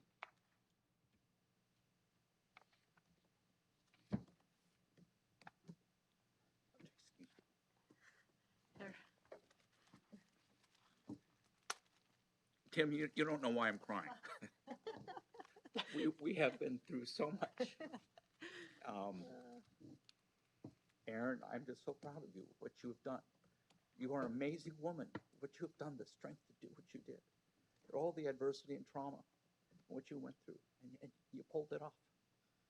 You had your faith in God, though, didn't you? That's what got you through. So I get the privilege to make the motion for option number 1, which is a 5-year renewal of your petition. And I will second that and look forward to in 5 years that he will actually recommend a 7-year renewal. And then I'll second that. We're incredibly proud of you for your tenacity, your perseverance, your grit. Yeah. You know, we're just so proud. Congrats. You know what I'd love to ask you is, you've come so far. I mean, it's amazing. I don't know anyone with the perseverance and the mission. And what do you see as your biggest obstacle or challenge? I should say, what do you think is your biggest challenge going forward? That's a great question. And I think it's kind of, I had something else written, but I ended up not saying it, is I feel, it's not like ironic, but I find it sort of like our first 3 years of the challenges and the barriers and just the facility and the implications that have came from that, that was like the training ground, I feel like, for COVID. So I'm not saying COVID is not easy in any way. It's not. As we all know, I don't even need to say that. But the grit and the resilience that we developed like through the struggles in the early year made us poised and ready for the COVID challenge. And so as we look towards the future, I don't really look at things as challenges. We have a facility that we're going to stay in forever. Our biggest thing that we're focused on is increasing our student enrollment and of course closing, eliminating our debt and dealing with the deferrals that are coming that everyone, is dealing with right now. But as we look towards the future, I really don't want to say it's a challenge, but I really have the desire to replicate this school when the time is right, when our Unity Middle College in Orange has increased enrollment and is, as solid as possible, because I don't see I feel, and I know no matter what, there's always things that come up, but I feel like if we could make it through what made it through before, no matter what comes, as long as we have the right mind, the right heart, the right people, and we're doing it for the students and not for what's best for us, no matter the next challenge that's come, whether it's a recession, hopefully not another pandemic in our lifetime, but whatever it is, we're in it together with each other and we'll get through it. Excellent, great answer, thank you. And I'm always impressed when you have Roy Kim, so I know your back office is in great order. Tim, Becky? I just would love to visit your school when we're able to do that. I tried to get out and visit as many schools as I can, but so I look forward to that. And whenever you're feeling safe and comfortable with this situation, I would please let's work out a time where I can visit. Absolutely. And as soon as we get grounded with the students on site and really dealing with the patterns and all of those things, we'd be happy to extend an invitation. Becky? Yes, well, thank you for being here, and I know this has been really difficult the past couple of years with everything, but I'd still like to ask a few questions. I know that there were some financial difficulties over the past few years, and it looks as though there's still some loans that were just recently taken out last fall. So but I didn't see that in your budget as to what the plan is to pay those back. Sure. So I'm going to call Roy Kim from ICON so he can articulate exactly the details of the finances.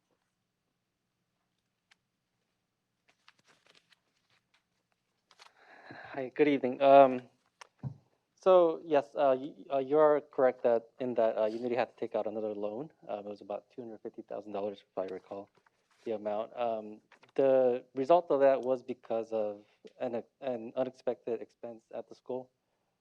It was from an NPS student where the school had to incur a lot of expenses to cover for that student to get proper education in a different state. So in order to pay for that, the school gets reimbursed partially, about 70 to 80% of that cost from the SELPA. But because the school did not have enough cash to pay for that, we had to take out a loan. And since then, we had given or received partial reimbursement for that cost. So we are paying down the debt. We just paid down another $50,000 yesterday to continue to pay down the debt. But obviously, we have the deferrals coming, or it already came in February. So we're working with the CSFA, California Finance School Authority, to see how we're going to go through the deferrals. But it's pretty much a similar situation for all charter schools right now, looking to get financing for the deferrals. Okay, well, in the packet, there's a promissory note for $250,000 that was signed for November 30th of 2020. Another promissory note from Mr. Hahn for $250,000 on September 1st. And another promissory note from the Greater Nevada Credit Union for $152,000. That was from June of 2020. That's a little more debt than you just mentioned. So can you clarify that? The $152,000, that is the PPP loan that the school received. Okay. So we're looking to apply for the loan forgiveness for that loan. And once that goes through, we're hoping that the debt will be forgiven. And so the current debt that Unity has, I believe I mentioned it at the public hearing last month or in January. At that time, it was 693,760. We've been paying down the CD revolving loan since then, and also paying down the $50,000 of payment that we just made yesterday. Our current debt, as of today, is 612,496.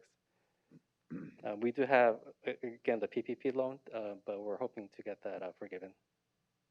Okay, so what's the plan then for that 612 to pay that back? Well, the plan is for, obviously, the fundraising that she's been doing every year. You know, for a school of this size, as of last year, they raised about $100,000. I'm sorry, $1 million in local revenues, which was mostly made up of donations and fundraising. So we were hoping to do that more of that this year, but obviously with the pandemic, you know, she couldn't do a lot of fundraising or outreaching. So this year we were low on the local revenues, but in the future we're looking to do more fundraising, get more donations to pay down the debt. The school is also looking to have to generate net income every school year, and we're going to use the net income to pay down the debt. And according to the budget submission that we submitted, we're looking to be debt-free September 2023. But obviously, that's going to be dependent on the deferrals, if we receive any other one-time funds in the future. So we're cautiously optimistic that we're going to be able to be debt-free before September 2023. Well, and again, looking at your budget, that's what I thought, because I know we've talked about fundraising. I think I've asked this question a few different times. But I didn't see in the budget anywhere where you have any fundraising costs. Right, because that's uncommitted, and we don't want to present a budget where we have about $400,000 in fundraising expected in the next year or two, because that can also be unrealistic, right? So we put a very minimal amount in the local revenues in our budget, just to be conservative. But you know, obviously, if she gets more than what we have budgeted, we'll be debt-free a little bit sooner. Okay, my question was about expenses, what it would cost you to raise X number of dollars, not what you expected to fundraise, but the expenses in order to fundraise. I didn't see that in the budget. That was my question. So if I don't see it in the budget, it doesn't look like you're fundraising. But yeah. I know that you are, because that's what you've told me before. I'm just looking at your budget to try to make sure that you can deliver the services that you intend for your students. Sure. Yeah. Sure. So, and I'm just trying to stay No. respectfully close or far. Well, yeah, but you need to get to the microphone so people can hear you. So the fundraisers that we do primarily come with organizations donating their space or people buying tickets for an event. So it's not like we're renting out a massive, you know, like hall or something like that, or there's some sort of large venue. Historically, since the beginning, either the costs had been very, very minimal, or everyone has donated their like resources and things like that. Well, and I think probably a good deal of your time, of course, is spent, right? And you're already being paid, of course, with your.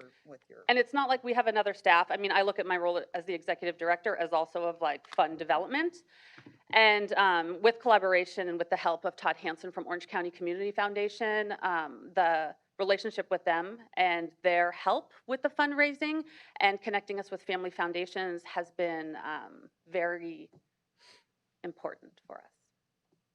Well, and I appreciate that, and I think that that's an opportunity that you need to continue with. But as far as your, what is your current enrollment right now? We currently, as of today, have 103 students, which is right about the same that we had last year. We're looking to grow to 150 next year. We have about 30 students that are fully enrolled now. So our conservative increase of 50 is we want to make sure that, especially with paying down the debt and with growing and understanding the way that the funding works based on the previous years, that we're not growing too quickly. And with our facility challenges, and then you had COVID, right? Like getting new students, it was a challenge for us. I don't want to shy away from that at all. And so we've really had to revamp our strategy, really focusing in the online space and targeting with online marketing and things like that. And since we've made that pivot, in late 2020. I just feel like the years are blending together. We have, I know, it's like, what year are we? We have seen, it's been growing really good, and we're confident that we're gonna make that 150 mark, not in August 15th or whatever the first day of school is, but before the school year ends this year. Because that was my other question is your recruitment strategies Yeah. to make sure that you got to that next 50 or so. Can I add one thing on that too? Okay, sorry. No, go ahead. Is a lot of times, and what we've found in different communities is, what I've found is when you start a high school, some of the challenges, they might not be the same as when you have an elementary school, right? Like high school students are more likely to choose the high school that they're going to. Also, the importance of saying, where are your students? Where have they gone to school and are they successful? Does that make sense? And so last year in 2020 was our first graduating class. Now we have our second graduating class of 28 students. And so we have our data story now. If we rewinded 2 years ago, okay, or 3 years ago, first year we had 9th and 10th. Then we had 9th, 10th, and 11th. You know what I'm saying? And so as we grow, now we have our second graduating class. We're WASC accredited in all grades. We have students that are already at four-year universities. I shouldn't say at, I should say being educated by four-year universities because I believe that they're at home. And so it's, I don't want to say it's easier, but it's not like the, hey, I'm Dr. Craig, come to the school that's not open yet and we don't have a building. It's like, here's our products and we're continuing to improve every year. So you mentioned in your mission statement about dual enrollment being the heart of the program. And then you gave some statistics in 2018 to 2019, there were 95 courses. In 2019, 2020, there were 200 courses. How many students does that represent? Sure. So pre-COVID, about 50% of our students take advantage of dual enrollment opportunities. And our program is not designed so students have to take it. It's not like that at all. So students are looked at each semester prior, and they're looked at 3 checkpoints. So like progress report 1, progress report 2. We want to make sure that they are not just like barely passing their high school classes, but they're able to handle the rigor.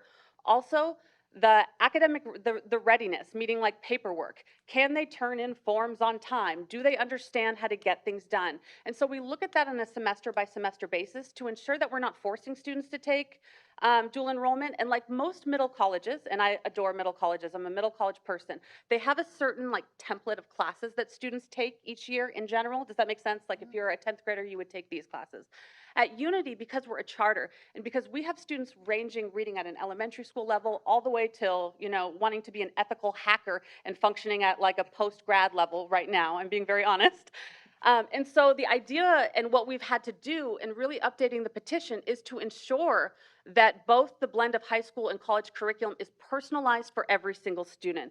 Meaning, we'll have students that will never take a college course, and we'll just support them with early college experiences at the end of their high school, them enrolling at a local community college, us supporting them with that transition. We'll have students that will start taking community college as early as second semester of 9th grade year, and we'll take them every single semester. You know, so we've had to really, the great thing is when you have a strong partnership with a college partner, and that's really what makes a middle college work well, is not just a high school or not just the college, it's a true partnership that's not just on paper, it's really in the work. We've been able to offer the students and get them enrolled in a wide range of classes, not just like a template type thing, depending on who they are, what their level of rigor that they're looking for or able to, what are they interested in, and what are they talented in. And so that is something that I am not most proud of. The thing that I'm most proud of is the kids' kindness at the school. But as far as the programs at the school, is that differentiated piece that as our student population shifts and changes, we're able to be nimble and make sure that we are meeting each student right where they are and giving them the blend of high school. It's like add and subtract model, that's what it's called. You add resources, you add time, you front load a bunch of stuff.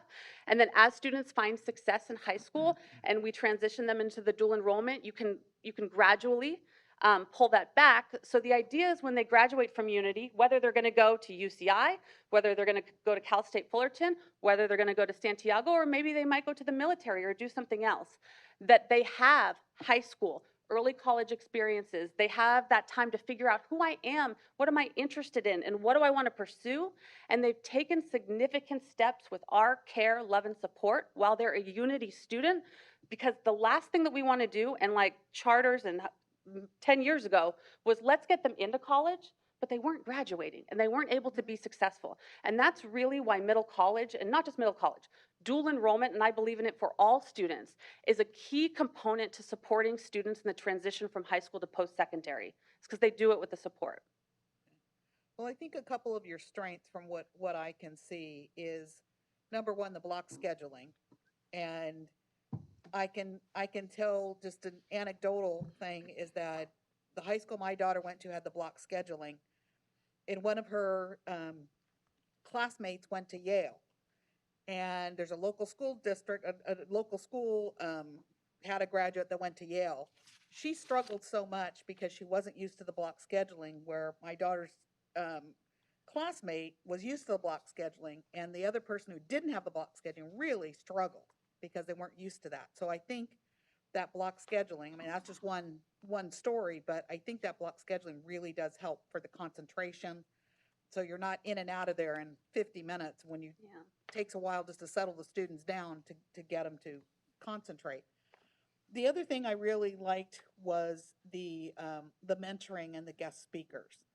But I also had a concern about that too, is the cost of that. Are these all volunteers? Complete volunteers. Okay. And so what had originally been, right, of like getting students placed in the workplace and getting that hands-on experience, you know, we look forward to when that can happen in a safe way, have really right now during COVID turned into online virtual career days where we bring in guest speakers and we pool the students and find out. We're not just bringing in doctors and lawyers and things, we're bringing in trades, we're bringing in small business owners. And so all of that is volunteer. As we look forward to looking in the future, we absolutely desire to further develop a more robust hands-on work experience component. Does that make sense for students? Because the vision and the thing is like high school, college, figuring out who I am and what I love and what I want to pursue, but having time to shadow someone, having time to see them in the workplace, because wouldn't it be wonderful if all seniors, when they were deciding what they were doing in fall of their senior year, they were making that informed decision and they had actual real experience to base that on, rather than me majoring in math because I was good at it and I didn't know what it meant or anything like that. So that's really where that comes from. And that's part of having a diverse staff as well, right? Is like, you can't have 12 Aaron Craigs. I would hate them, you know? Like, we have to have diverse individuals. I know, it's like over the top. We have to have diverse individuals from different stories and different backgrounds, so different students, depending on who they are, because we do not have one type of student at all. It's the most diverse school I have ever worked at in my career. We want to make sure that there is someone that that student can connect to and say, you know, yes, maybe I want to be like them, or even if I don't, I feel safe enough to ask them questions so they can support me in my future path. Well, that's why I say I think that's a real strength of the program, is to have them be able to job shadow. And all I can see is in my mind right now is somebody in a trade and having a body cam on where a student could actually see what they're doing with their hands and what they're building or what they're designing. So Yeah, that's a great idea. Me and my wandering.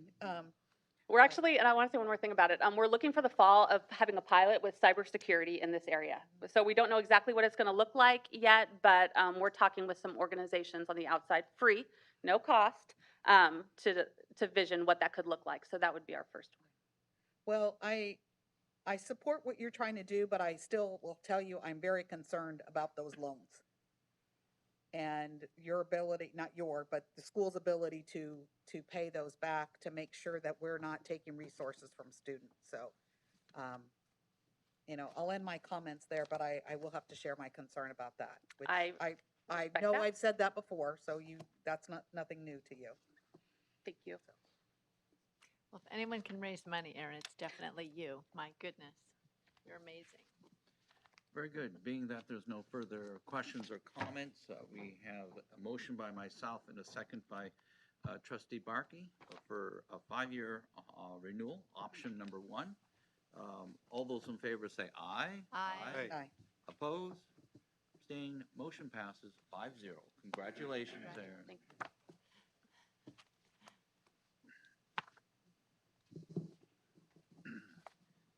Very good. Moving on with the meeting, we do have the second interim budget, item number 14. And Renee.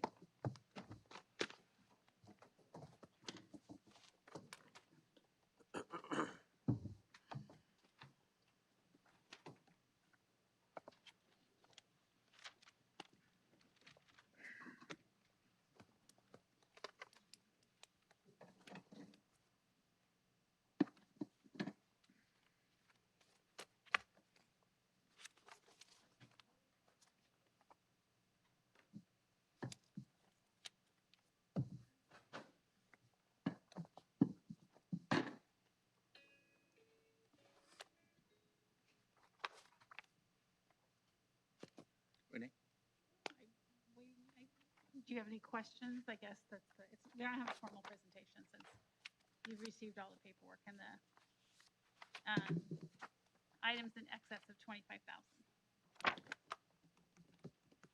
Right, so just as a review, this is the second interim, and it has to be submitted, what date? Is it March 15th. March 15th, right, okay. So what we're doing now is we're approving the variances from our budget approval last June in over $25,000, is that correct? Really, it'd be from the first interim that you approved in December. Okay, so these are variances from a few months ago then? Correct. Okay. Which you'll see, there's really not as many. I mean, there's a lot of stuff listed here, but the number of variances, the majority of them really based on the CARES Act and the additional expenditures with additional funding that we received. Okay, so object code 5220, travel and conferences, that's actually down. Mm-hmm. And workshops are down. Dues and membership are decreased. The insurance went up. Why did that go up? I think we've spoke about this in the past, but the legislature last year passed AB 218, which basically opened the window for people to file claims for sexual harassment or molestation going back indefinitely. And there's a 3-year look back period. And so this has caused the insurance groups to suffer greatly, obviously, to try and cover these claims. And so we belong to a joint powers authority for excess insurance, which is $5 million up to $50 million. They were hit with quite a few claims, as everybody has been. And so they did an assessment for 4 prior years. And so the total of that was basically what the increase is. And so we did have an option. We could pay it over 3 years, or we got a 3% discount for paying it all at once. And so we chose to take the discount. But I will say that I don't think this will be the last time you see this. I actually sit on that board, and we're having a very difficult time getting insurance at all. I mean, it is a huge issue. I'm sure probably at the university, you're seeing some of this also. But, you know, some of the claims that we had some that tried to go back to 1975, but it wasn't actually formed until 1985. So obviously we didn't accept those claims. But I worked with that group in meeting with reinsurers. We had to go even to London to try and get insurance, and it's extremely difficult. So most insurance groups for schools saw a 70% increase last year, and they're seeing these assessments. So it's a huge area. I mean, I wish that we would have had a little more understanding of the legislation before it passed. It got through at the last minute, and we continue to, the Department of Finance actually was helping support us. They were against it also, but the legislature and the governor approved it. So that's the impact you see now. As you can imagine, trying to go, look at a claim that happened 25 years ago when none of the staff are here anymore. We don't have any claims for our district, but we're a joint. I have a specific question regarding what's in our budget here. I'm not sure what page it would be on. I received some contracts significant funding. What, and those are, oh boy, there's a lot of them here. The contract for K through 12, County of Orange. I received them yesterday. Where are all those funds going? What object code? So it depends on the services that are being provided. Uh-huh. So it's either going to be normally under the 5,800. Some may be paying for staff. And so it'll be specific to whatever grant. If I could call to your attention that when I gave you the listing of contracts, entitlements, and grants, that's in the back. You can see it does give you like a purpose of the funds, who we're receiving the money from. What page is that? It's just the very Page last tab. 100, I think, B100. Oh, okay.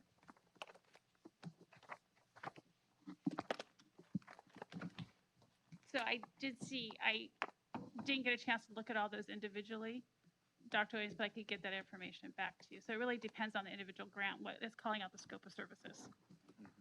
So, you know, I've always been critical that the board never really gets to look at the actual grant and the documents. It's always in the form of this very limited form here on these pages. You know, it's just like these MOUs between Children's Hospital and the superintendent.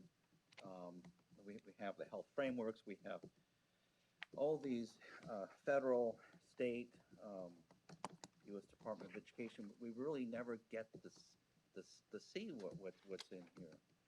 And what I would ask is that we get to actually look at the grant and actually put it into our agenda. It could be under consent, but at least I'd like to see a lot of what's going in here. You know, like the grant here,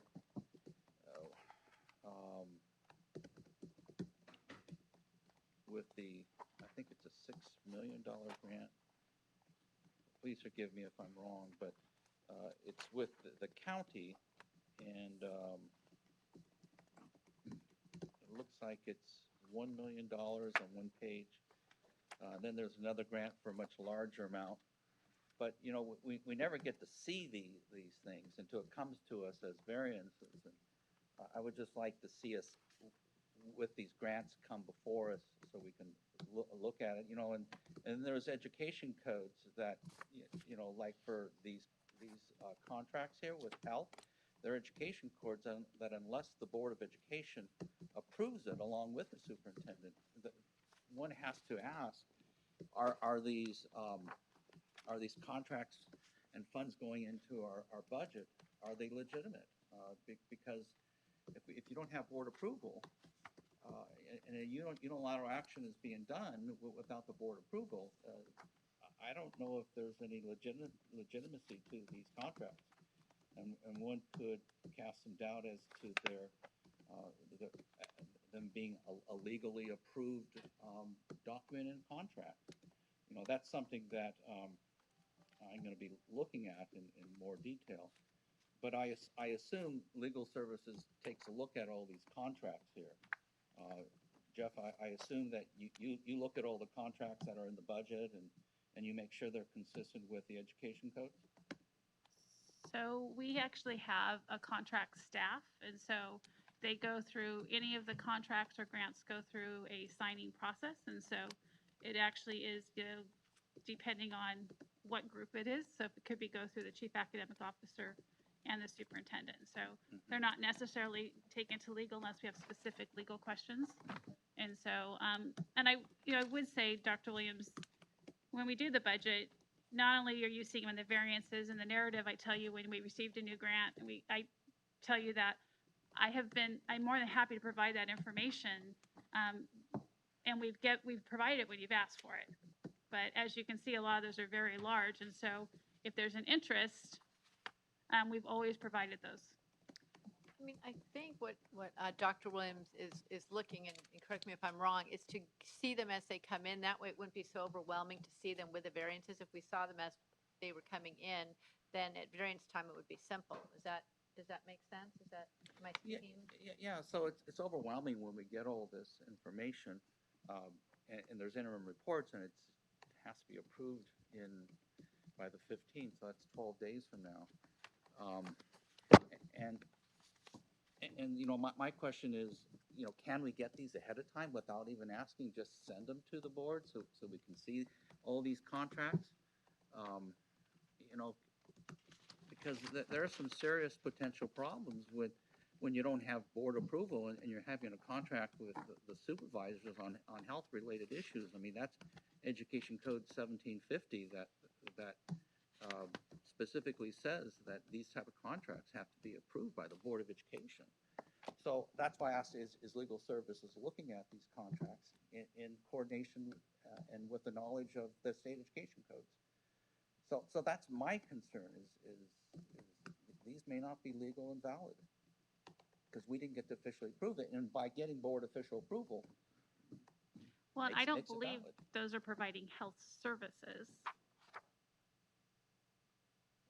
I mean, that's, from the ones that I've seen, we're normally providing a training program, we're training people how to do something. We're normally not providing that health service. Well, good question. I don't know because I haven't got to see anything from before and ask the questions. And I don't know enough to ask questions. I mean, I think as we have part of our budget study session, if that's an area you'd like to concentrate on and you wanted to look at some of that stuff specifically, maybe that's an area. I think it would be way more than a budget study session. I think we need to see the actual proposals. I mean, I can't see anything when it's just a 1 inch by 1 inch paragraph description. That doesn't tell me anything about what's in the grant or contract. I mean, I write grants myself, so I know how extensive they are, and I know how to read them, but I can't read them if I don't have them in front of me. Yeah, I mean, I would just think it would be less overwhelming if we received them as they came in, if we saw them then rather than all at once. And that way, if there was one that maybe we wanted more information, we could then, plan a study session for it or whatever necessary. But I think if we saw them as they came in, that would be ideal.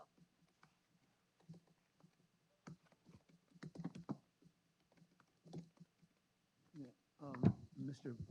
President and members of the board, I think that if you look at this information, they're public documents. Dr. Williams referenced the $6 million award. So that came from the Mental Health Services Act and was appropriated by the California Department of Mental Health. And it came to the County of Orange to be then doled out to the students and families of this county. So that actually was dealt with by, or the healthcare agency really drove that.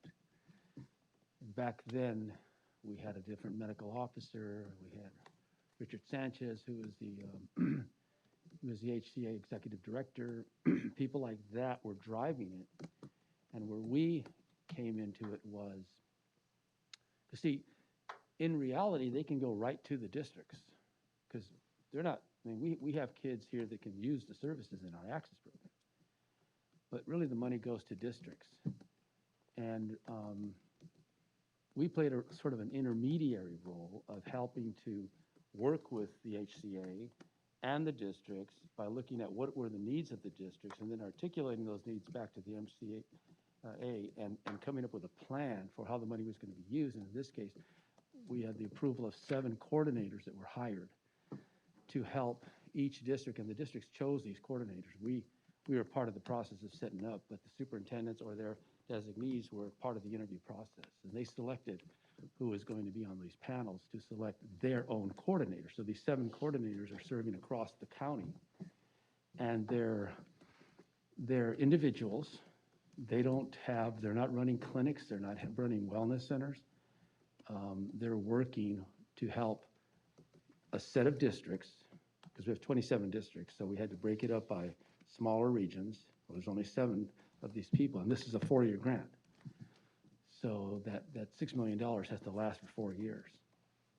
And if a district needs help for let's just take depression, teen depression, or there's substance abuse, there's alcohol issues, whatever, they make that assessment, and the coordinator's helping them to make that assessment and then determine what kind of resources they need. So that's kind of how that one worked.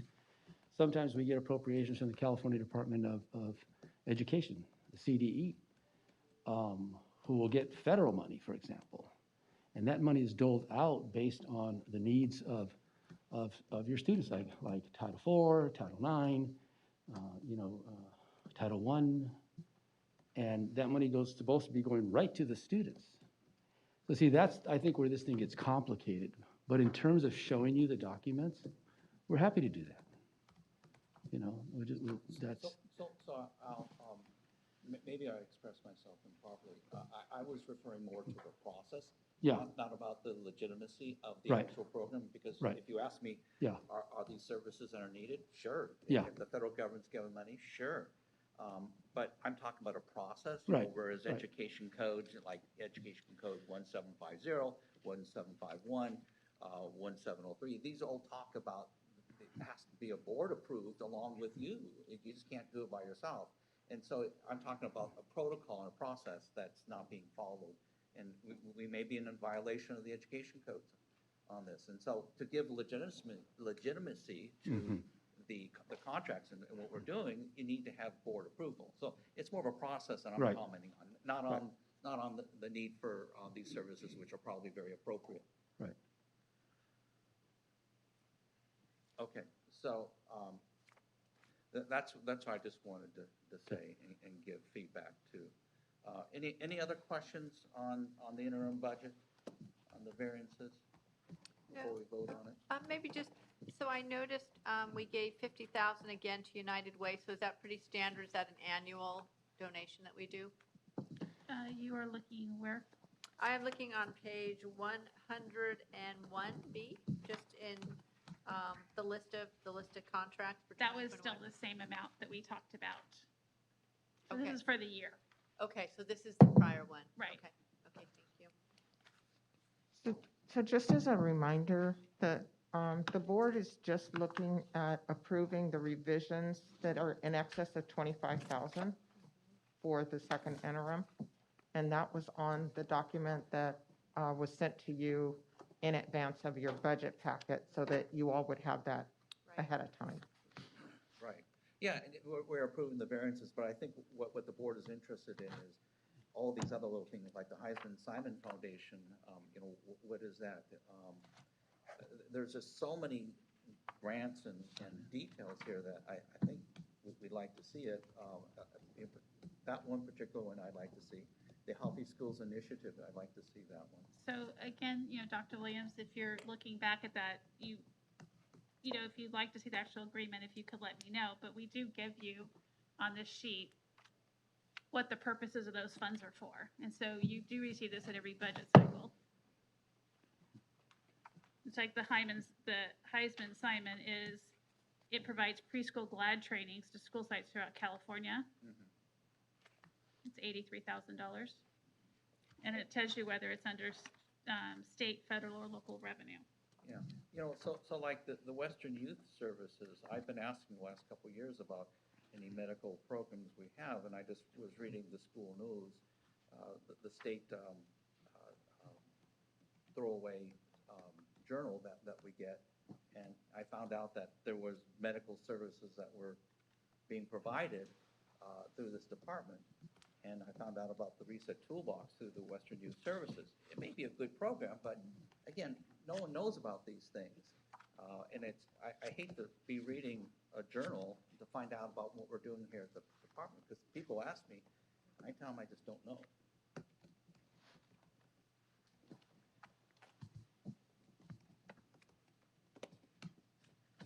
Becky, Tim, I'm ready to move the item. you ready to move on? Okay. I'll make the motion then to approve the variances. I need a second. I'll second that. A second, okay, any further discussion? Okay, barring that, there's no further discussion, all those in favor say aye. Aye. Opposed, abstained, motion passes 5-0. Okay. Moving on to item 15.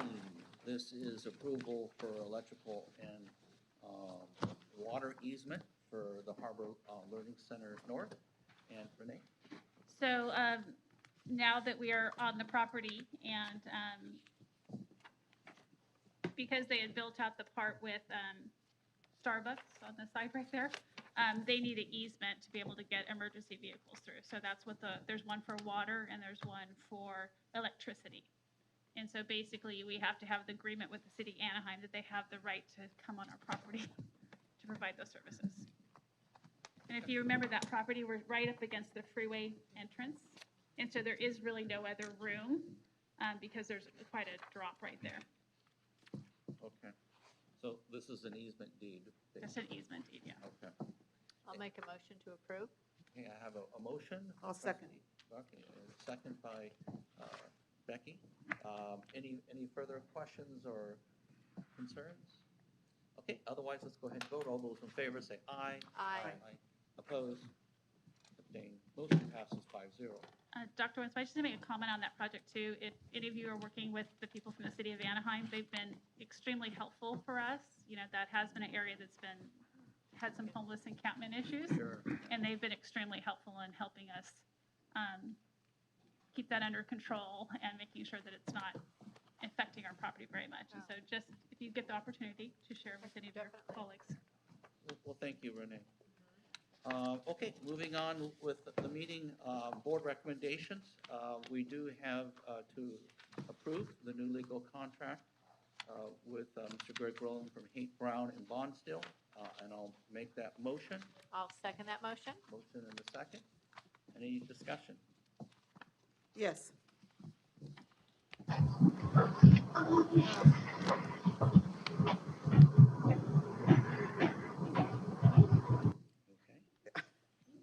Who's out there?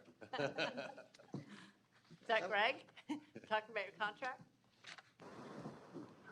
I'm here, but I didn't say anything. I didn't even think anything.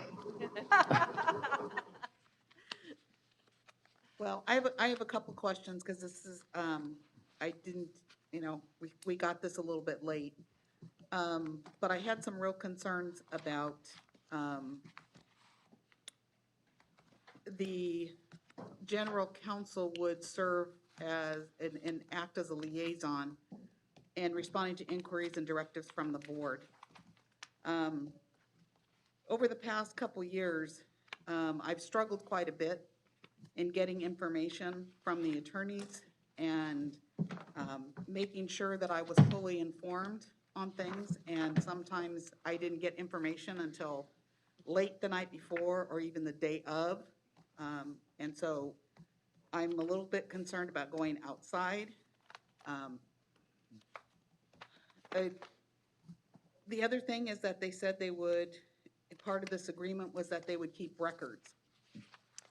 And one of the things that I received, and unfortunately it was a day that I wasn't physically present for the January board meeting, where there was a letter, which I have right here, that I received after the board meeting, that the attorney-client retainer engagement agreement between OCBE and Tyler Bursch regarding the OCB actions filed with the Ninth Circuit could not be found. So we're making an agreement and we couldn't even meet the agreement before. So I'm a little concerned about that. Why we engaged an attorney that couldn't keep the records that were needed. So I'm also concerned a little bit about the budget and what the anticipated costs are and where those dollars are going to come from. So maybe somebody could share that with me?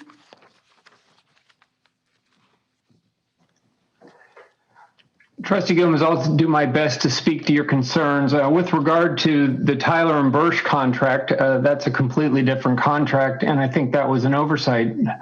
Mr. Tyler and Bursch do very good work, and I'm understanding they got fully compensated for that work.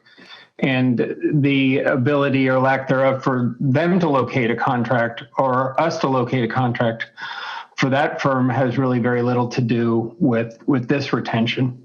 The budgetary issues, the billable hour rates are industry standard. They haven't been raised for 2 years. There was some inertia to bring them into alignment with some of the other counsel retained by the department, and we decided collectively to keep it to the industry standard and market rates consistent with San Francisco and Orange County.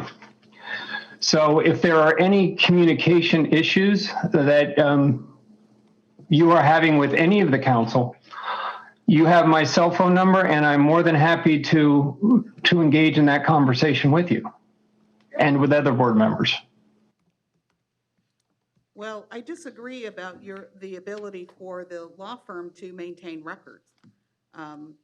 It's kind of interesting that we paid a law firm for which we had no agreement that we couldn't locate. That just doesn't even make sense. How do we know what to pay them if we didn't have an agreement? You know, I believe there was an agreement with all of that. It just was not signed. We couldn't locate the signed one, but I believe we actually had a copy of the agreement. Is that true, Greg? Yes, that's true. There was a Public Records Act request for the executed agreement. We generated the agreement a couple times, but the firm could not, that firm, Tyler and Bursch, couldn't find an executed agreement, and but they were still paid. But that's not what this letter says. So who prepared this letter? Ken, you signed it. Did you prepare it, or did the attorneys prepare it? I have no idea even what you're referring to. Okay, well, it's a letter written on January 5th. And again, this apparently was distributed in the red folder in the January meeting, but I wasn't here. I got this letter afterward. Why weren't you here? Well, I attended the Could have been meeting here, remotely. and now you're blaming No, everybody else for all these wait, problems. hold on. Well, you're blaming people for things that you're not here, and you're responsible to know. You're missing the point. There. I said that I You know what the point is? attended the meeting remotely. I was not physically here. This letter was in the red folder, so I didn't receive this until Why didn't you afterwards. receive it? Nina, did you send it to her? I just said I got it afterwards, Ken. I did not get it the day that it was put in our red folder because I wasn't physically here. What's your axe here, Becky? Because I don't even know what you're talking about. We had a contract that was signed. It was here. I can't remember. I believe I signed it. You I was signed president it. at the time. I We left signed it here. Sent it to them. What happened to it? Was staff responsible? Am I going to start pointing blame at other people? No. Something happened to it. It was an honest mistake. Okay, but that's, so I mean, this if is we water could. under the bridge. You're No, it's not water under the bridge, Yes, it Ken. is. We're Now asking. you're saying that Greg can't keep records. Well, I'm what you're asking accusing why him of. this happened. What? It was an honest human mistake. We are human. We all make mistakes. And something happened at this meeting. It was signed.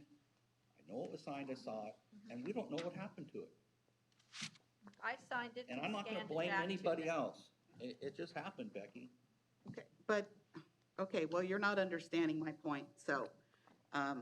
Please make it. I'm trying to I understand. think I've made it about 3 times, but, What was her point? You don't know? Tim, do you know her point? I'm trying to understand it. what don't you understand? What point are you trying to make? That I'm trying to make a we point don't have that- the document, and we told you that we don't have the document, but it was signed, and there was an earnest problem, a mistake here? Okay, I'm looking at the contract. What contract are you looking at? I'm looking at the information that was in the packet that we got late. It wasn't in our original packet. You talking about the Okay. contract with Greg, the one that Yes, we're voting on? the one we're talking about right now. Okay. And I'm looking at it as to what the responsibilities are. Okay, and my point is, if one of the responsibilities is that they keep records, and yet we've got a situation where record wasn't kept. Can I make a comment?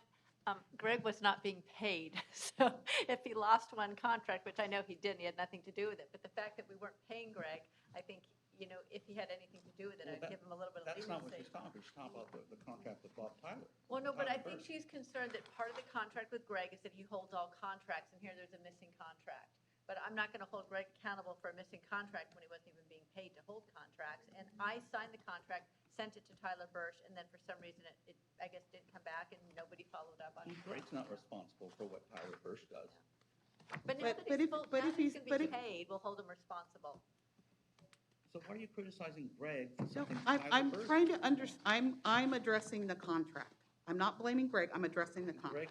Greg's It was on a the simple line. mistake. Whatever happened, they verified she signed it. So what's the point? She verified that she signed it, and then it So got where lost is it? somehow. Where is it? I I don't know. scanned it back to Tyler Bursch, so it's probably there somewhere. And they've been doing tons of pro bono work during the pandemic, so my guess is it's attached to some other file accidentally, or I don't know. But I can certainly produce the contract that I signed with my signature on it. 'Cause I think I So- recently did that for So everybody. if that was true, then we should have replied to this public records request with that information. We did. No, you said you couldn't find it according to this letter. That, the request was to find it, and that letter says we couldn't find it. That we couldn't find it signed by the other But that's party. not what this says. This doesn't say an executed copy, which I could understand, but that's not what this letter says. That's why I was asking Ken, if you had produced this letter or if our attorneys had produced the letter. Because I think our attorneys should have said an executed copy. If we could find a copy that perhaps Well, wasn't that's what we're signed. looking for, is an executed copy. We have. But it, that's the not what copy this was- letter yeah. says, is all my Well, I point. don't know which letter you're even referring to. Well, you signed it, so. I sign a lot this- of things, Becky. So do I. But if this is And this is a, a very divisive conversation. We're talking about Greg, by the way. We're not talking about Bob Tyler and Tyler and Bursch. We're talking about Greg's contract. So if you want to If ask Greg's- Greg if- about the contract, he's on the line. well, okay. Where's the contract? You should have received that. Nina, you sent out the contract, right? But which contract are we talking about? We're talking about Greg Tyler. But I'm talking about the contract that's referenced here in this letter. I'll send it to you. Okay, If so I- you're talking about the signature, the one with Mary's signature, or the? I have there- no idea there- what There is the- no who signed it. two-signature executed contract. There's only one contract that we could find. Can I interject? There were actually 3 documents. And so one of the documents could not be located. The one that Vice President Barkey signed, we had a document that was provided to them. But there was one document that we did not have. And I don't know if Vice President Barkey is saying that she signed the missing document and scanned it to them. But there was one contract document in that public records request that could not be located. And the letter that she's referencing is one that we did some communication back and forth. Tyler Bursch was looking for the contract. They couldn't find it. As Vice President Barkey saying, maybe it's attached in a file somewhere, who knows? But no one seemed to have a copy of that particular agreement that was requested. And so because of that, that was the response to the public records request.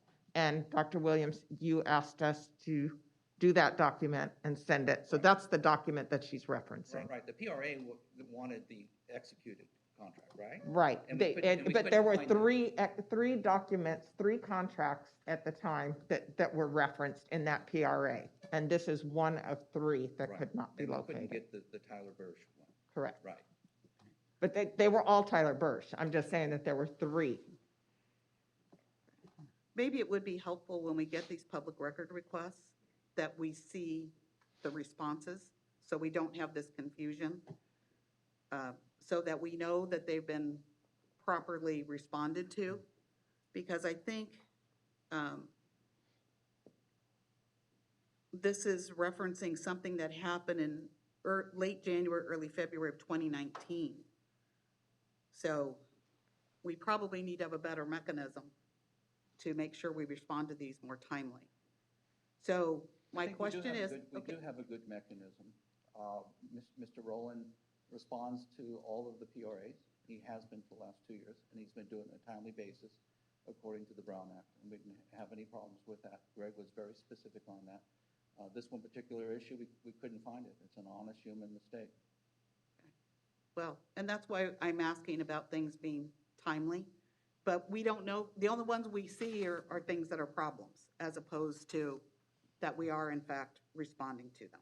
Okay, that's all I'm asking. Is that when we respond to these public record requests, it would be nice if we knew they were responded to timely, because we get notification that these public requests are made, but we don't always see that they've been complied with. So Mr. Rowland maybe can talk about this, but Brown Act, we can't go around telling everybody what the executive committee is doing. So that's what limits a lot of why you don't see things, Becky, because Mary and I are handling things with Mr. Rowland, and I can't just go tell you what he did. Greg, can you help us out here? Mr. President, I'm having a great deal of difficulty hearing you, but I think I can offer some insight. Those Public Records Act requests that are directed at the board have been complied with in a timely manner. We've had no objections to that. This particular Public Records Act request was replied to in a timely manner repeatedly, but we couldn't generate a public record that we didn't have. So we simply said we didn't have it. That's honest. To allay Trustee Gomez's concerns, perhaps there's some misunderstandings that I am supposed to maintain the contracts of other law firms that are retained. I don't retain the contract for Epstein, Becker, and Green. I don't retain the contract for Tyler and Birch. I don't retain the contract for any of the outside law firms that have been retained by the department. That's simply not part of our responsibility. So with regard to the Public Records Act, if all the board wants to see all the responses to all the Public Records Act requests, I'm certain that can be arranged. But they have been responded to in a timely manner. That would be helpful if we were able to see those responses. Okay, so back to the costs. What do we anticipate the costs are going to be, and where are those costs coming from? How are they going to get paid? So are you familiar with the settlement negotiation? No, well, that's another point. I got a call from a reporter before I even got a call from our attorney. And then you sent me a text later on that evening as well to let me know that there had been a settlement reached. I still have not seen a copy of the settlement. I asked Mr. Brenner to send me a copy. He said he would. I double checked to make sure I didn't miss anything, and I still don't have a copy of that. So I think that there's a little bit of disconnect here, and that's why I'm a little bit concerned about getting a contract with an outside attorney that there seems to be some disconnect and lack of communication at certain times. Oh, Jonathan Brenner's not here yet, but I think. Yes, He is Oh, here. oh, there he is. Hi. I think you, well, you should answer. Well, we have closed session on this. I mean, I think one comment too is that you left that session early. All of us that were here knew how the evening ended, and we were here till 9:30, and I think we left the line open so you could come back. I know you had run to a meeting at 4:30 or something, but I know. I didn't know you were still here. If I'd known you were still here, I would have logged back in after the meeting, after my meeting. But again, that meeting was set without even touching base with me. Becky? So, Don't play victim. You knew. no, this was gonna be a Ken, long I'm time. not. I'm just You trying to are. say, You just blamed us and that you couldn't call in, and we No, were here a long time. I just said I working hard. wasn't aware that the meeting was still going on. Really? You could have texted me. You're playing Well, the why- victim card. Well, and I thought Jonathan was fairly clear that he was going to leave the line open so that you could call back in. Well, either I missed that information or something happened, but it sounded like we were wrapping up by the time that I left. No, we may have been wrapping up, but it. Becky, you Dr. Williams? Okay, well, but that's just it. When it sounded like you were wrapping up, and I even said this is what my thoughts were at the time before I left the call, because it was my understanding that Trustee Sparks also had to leave. No, So- she stayed. I had I a made it church work. meeting. I made it was work. the I one knew it who was left. important, so I made it work. We'll change. Well, I could make it work if I knew about it ahead of time, but I didn't have a lot of Becky, you're notice being on very that. difficult to work with. This was a very difficult settlement. We all did overtime Herculean effort to resolve the issue. You left early, you were welcome to come back in. You now to play the victim card and blame everybody Please else that don't you say know that. anything. That is really Well, you are, derogatory. you're playing that. And we're gonna go in the closed session, we're gonna go over the details about everything, and you're gonna know everything. Now, you could have asked Jonathan Brenner for all these things. I don't know I why did you ask him. I Okay, did well, ask him that evening Then, in a text message exchange. then you can talk with him why he didn't get back to you then. Yep. Okay, well, it doesn't sound as though we're gonna make progress on this, so. Well, we have a motion and a second. Any other questions? Okay, all those in favor of the contract say aye. Aye. Opposed? Opposed. Abstain. Motion passes 4-1. Okay, so at this time, moving on with our meeting, do we have any information items? Nina? Those would be the board's information items and updates, but there, you do have 2 public comments that are, I don't know if you want to take them before your closed session so that Sure. people don't have to I wait. think we Before should. closed I session. think we should. I don't want them to have to wait it out. Could be a long night again.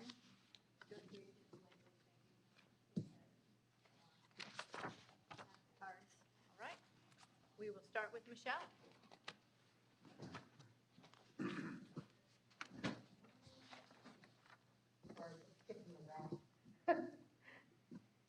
All right. I just wanted to real quick, and I mean no disrespect, Jeff, so I just want to point out, you had mentioned that in the third field review draft, there was no critical race theory. And I'd just like to correct this. I do have the third drafts. They are up on the California Department of Ed's website. But we have a group of concerned citizens throughout California that are working, and we've read the entire framework as well. And we've broken it down into pieces and why this is so horrible. You're going to hear more about it from Saga. Oh, good, she's here. But I can show this to you, or I can point you to where it is. But right here it says, Ethnic Studies Model Curriculum, Third Field Review Draft, December 2020, page 1 of 20, because there's several modules in it. This is the first one. This is just the chapter 1, introduction and overview. Where it goes into the contents on, there's a 12, meaning it starts on page 12, and it says, the history of ethnic studies, and I'm sorry, it starts on page 6, but on page 12 of 20, if you look here, it breaks down what the ethnic study is made up of. Sorry. Let me get to this. Okay, so on the bottom part of page 12 of 20, and I'm not going to go through the entire thing, but there's footnotes and exactly how the ethnic studies is put together, and I quote, ethnicity, oh wait, in the wrong part, a critical race theory discussion, I'm sorry, I'm blind, of community and culture wealth in race, ethnicity, and education. A critical race theory. Okay, this is just on one page. It has footnotes on all these pages as to what they use that encompasses this. Critical race theory comes up multiple times. So critical race theory is absolutely in this third draft, ethnic studies. And then I just want to point something out just because I'm an advocate of school choice. And I know, Becky, that you had asked about, and I don't even know the people that were here before, so this isn't me knowing them. The subject came up about parents and about testing. And I am an advocate, and most parents that choose to walk away from public schools don't want their children tested. I want my child to be tested for what they know and to be able to go on to college. I have one in a nursing program. My 13-year-old, she's only 13. She wants to be a veterinarian. So obviously there's going to be testing and ACTs and SATs and things like this done. And for those tests, I'm for. However, most parents that are similar to my way of thinking, we don't want data mining. And what I mean by data mining is I was just on I probably shouldn't say this out loud, but I was on a California Teachers Association ethnicity conference. Sorry, your And they time is up. brag about their data mining of the students. If anyone would like that video, I'm more than happy to send them the link. Thank you. Next up, we have Saga. Good on up to the podium up here after it's wiped down, Saga. And just as a reminder, your board policy only allows one public comment. So I don't have the card, so wasn't able to, I didn't know which Michelle, so forth. So I just want to make sure that the board is reminded of that. That didn't happen with the guy who ran against you. He got 2 public comments. Remember that? Brandon Jordan, he got 2 public comments, and Jack Bedell was arguing, oh, it's okay.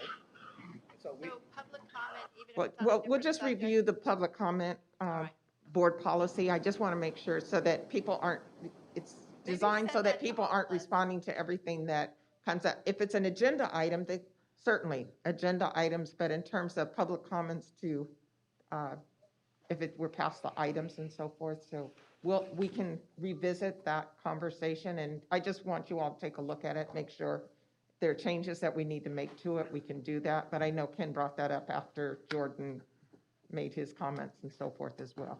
yeah, we need consistency. Yes, we do. We could talk about Welcome, that. Saga. Welcome, Saga. We won't start your time until you're up there. Okay.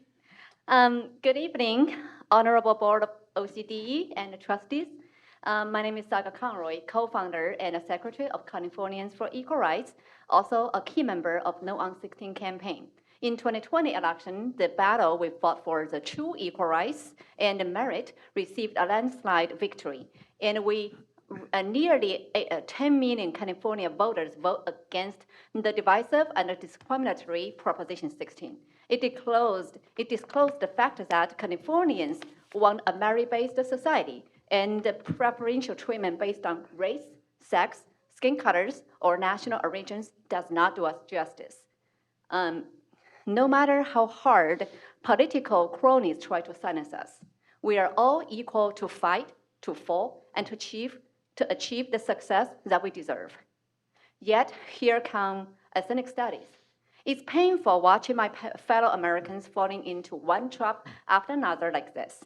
I would like to share my colleague Wenyuan Wu's opinion while she breaks down the latest developments in the California ethnic study movement, including the nearly finalized ethnic study model curriculum.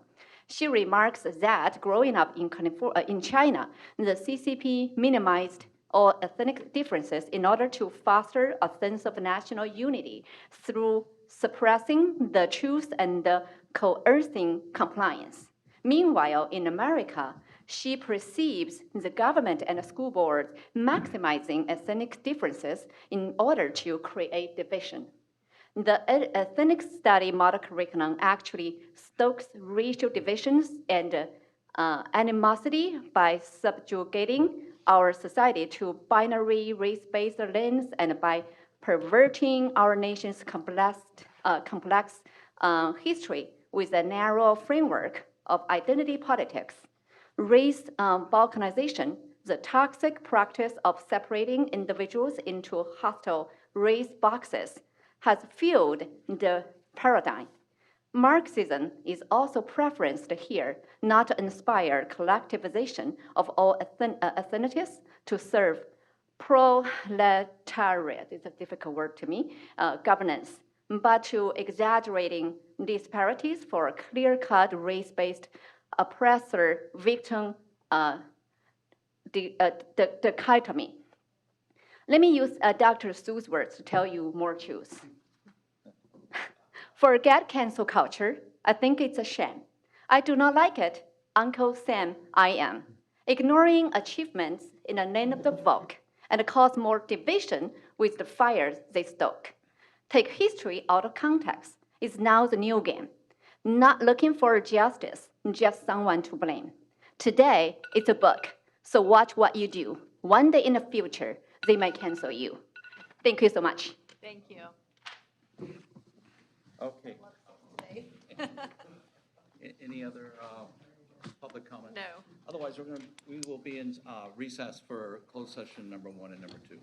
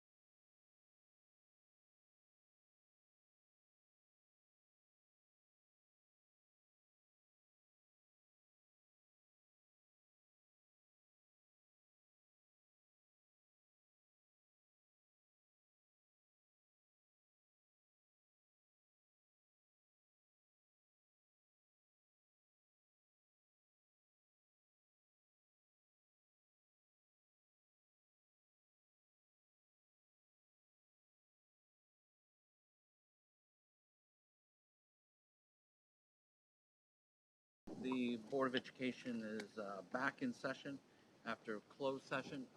But before we report out, is there any public comments or? There's none. Okay. We did those before we went into closed session. Yeah, we did it right before we Okay. went in. Okay, I'm just making sure. Okay, so we're going to report out Mr. Brenner for closed session 1 and closed session 2. Thank you, Mr. President. Good evening to you and the other members of the board and the staff that's here. This is the report out for closed session items number 1 and 2 for today's board meeting of March 3, 2021. The board on item number 1 had a discussion with council and made the following resolutions. First, the board approved Greg Rowland's invoices dated January 15, 2021 and February 11, 2021. 3 invoices in all. The invoice numbers are 3239131, 3239132, and 3240383. The board's vote approving those invoices was 4-0 with 1 abstention. Trustees Shaw, Barkey, Sparks, and Williams approving, Trustee Gomez abstaining. Second, the board approved Epstein, Becker, and Green's invoices dated February 28, 2021 in both the general counsel and budget litigations. Those invoice approvals were on a vote of 4-0 approving with 1 abstention. Trustees Shaw, Williams, Barkey, and Sparks approving, and Trustee Gomez abstaining with respect to both invoices. Third, the board approved a statement regarding the general counsel litigation to be with instruction to have the full statement posted on the board's website along with its other statements that it has posted. That statement will be provided in its final form that the board edited and revised and approved later tonight or tomorrow morning for staff to post. And the board also resolved in the same motion to have an abridged version of the statement read live into the record tonight, which I will do in just a moment. That vote and approval was unanimous, 5-0 by all trustees present. Finally, the board also resolved to authorize the executive committee of the board to post additional materials and information from the general counsel litigation and to respond to inquiries regarding the case on behalf of the board, provided that public responses so provided are first provided to other board members prior to publication. That resolution was approved unanimously as well, 5-0 by all trustees present in the closed session. I will now read the abridged version of the board's public statement. This is an abridged version of the full statement that will be posted to the board's website. March 3, 2021. Statement of the Orange County Board of Education, General Counsel Litigation Update. The Orange County Board of Education is pleased to announce that it has reached a settlement of the litigation that it commenced in October 2018 as a result of the superintendent's unilateral appointment of Jeffrey Riel as general counsel without required board action and co-approval, and his refusal to pay the invoices of the board's separately retained counsel, Gregory Rowland, while the dispute was pending. Yesterday, the board filed a notice of the settlement and a copy of the written settlement agreement with the Orange County Superior Court that has presided over this legal dispute. The settlement is very favorable to the board, and it came very shortly after the board gave a tentative after the court gave a tentative statement of decision on the record in the courtroom on February 9, 2021, of how it intended to rule in the case based on the evidence before it following a 22-day bench trial. In the coming weeks, the board will make available additional information and materials from the case in the interest of transparency and informing the public, other county boards of education, and county superintendents across the state, and of course, the residents of Orange County. For now, however, the board will provide this brief summary and update. At its heart, this dispute has been about protecting the board's legally conferred right to co-approve and co-appoint its shared legal counsel with the superintendent, as expressly required by California Education Code 35041.5. It has also been about protecting and enforcing the system of laws, shared powers, and checks and balances enshrined in many areas of our government, including in the governance of education in California state counties by county-level boards of education and superintendents. Finally, as anyone who has engaged a lawyer and has had to rely on legal counsel knows, this dispute has been about the importance of a client's right to choose its attorney and determine if there's a conflict, and of the criticality of trust, confidence, and the highest levels of fidelity, ethics, and loyalty in the attorney-client relationship. Indeed, as several of the longer-serving members of the board understood quite well, being advised by a lawyer that is not partial to the superintendent or to staff, and in whom the board has full trust and confidence, is a crucial and important condition of being able to conduct business and to be effective as a board serving the public. This was a case of first impression before the court, seeking a landmark determination of this important issue of co-governance and shared power between a county board of education and a county superintendent. The court conducted the trial of this case from October through February 2021. In all, the trial was in session for approximately 22 days, and numerous witnesses testified in it, including all 5 of the board members from the 2018-2019 term, a former board member from the board's prior term prior to July 2018, numerous members of the superintendent's staff, Mr. Riel, Mr. Rowland, and the first lawyer the board attempted to retain. A substantial amount of evidence in the form of witness testimony, documents, and a video was taken and carefully considered by the court, and the court heard a significant amount of legal presentation and argument from counsel throughout the trial. As the court recognized and stated a number of times during the trial, this was a, quote, important case, end quote. On February 9, after approving a request on December 15 from Dr. Maharis's counsel to submit a full and highlighted set of the legislative history on Education Code Section 35041.5 by January, the court delivered public statements on its tentative decision in the case, based on the evidence before it. The court's statements made clear that it intended to rule in favor of the board on all of the board's claims. They made clear that the court tentatively intended to hold that Education Code Section 35041.5 conferred co-equal authority to the board to appoint the general counsel, and that it required that the superintendent work together with the board to select and co-appoint that lawyer. The court also made clear that it tentatively intended to hold that the board was justified in retaining Mr. Rowland in light of the conflicts with and conduct of Dr. Maharis and Mr. Riel, and that Mr. Rowland had to be paid for his services. In some of the court's own words from that day, quote, "So it's my intention and my statement of intended decision to say that Superintendent Maharis violated Education Code 35041.5 when he hired Mr. Riel without the prior approval of the board. Quote, so I don't intend to say that there was knowing and intentional violating the law by Dr. Maharis. He may have, in good faith, thought he had a right to do this. In fact, retiring general counsel, told him he could do that, although there is conflicting opinion back in 2014, that from Coda Cole, that he couldn't.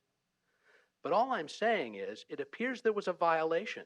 It appears from the evidence that Dr. Maharis knew the board wanted to be involved and felt that they had a right to be involved, and he told them they would be involved, and then he didn't involve them, and that does not comport with the requirements of the law. Quote, there's sufficient evidence to indicate that Dr. Maharis has used his position to coerce the board to accept his authority to hire Mr. Riel. The actions that have been taken to not pay Mr. Rowland have had serious consequences, not only to the board, the party here, but to Mr. Rowland and his law firm. So it appears that it's retribution to the board for suing, retribution to the board for picking a new lawyer. Quote, but as soon as Mr. Riel had this issue presented to him and he chooses one client over another because he's the lawyer for both the board and superintendent, that conflict is cast in concrete. But then he compounded that issue by calling the board's would-be lawyer and telling her that the superintendent would be disappointed if she represented the Board of Education. Quote, so it appears to me that the board was right in picking their own counsel because any client, they have a right to a lawyer they can trust. Quote, I'm sure it would have been difficult for Mr. Riel coming on the job to his first day to tell his boss on the first day, hey, I can't help you with that one. That'd be a conflict. And 4 big issues came up where there's a conflict. But he didn't say there's a conflict and say, I can't give you advice. You have to get somebody else, Mr. Superintendent. He sided with the superintendent. Quote, it's a question of a lawyer who's the lawyer for the board under the statute, has taken so many conflicting positions to the board that they'd be foolish to trust him. Quote, but this became personal. This is where Mr. Riel went to the board's chosen lawyer and said, don't represent them. Where Mr. Riel took the position of the superintendent against the board on the budget issue and actually tried to get it continued. It's not that there was a conflict issue that was resolved. It's that there's been an ongoing conflict. For every single intersection, Mr. Riel turned toward Dr. Maharis and away from the board, and in fact took positions contrary to the board's position. So my tentative finding on that is there's been an irreconcilable difference of opinion and conflict of interest where Mr. Riel lost their trust. And in fact, I think any board would be foolish to have a lawyer giving them advice when the lawyer has clearly taken adverse positions to them. The next morning, on February 10, 2021, Dr. Maharis, through his counsel, made a compromise proposal to the board on the record in open court, pursuant to which, quote, the present dispute may be resolved, end quote. The proposal was a noteworthy shift from Dr. Maharis's previous intransigence.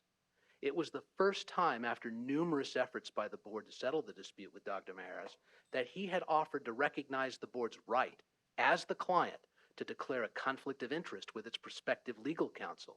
It was also the first time he offered to agree that the board could continue to retain Mr. Rowland or other separate counsel for as long as it determined that it had a conflict, including with Mr. Riel, and to agree to pay Mr. Rowland for his work on behalf of the board.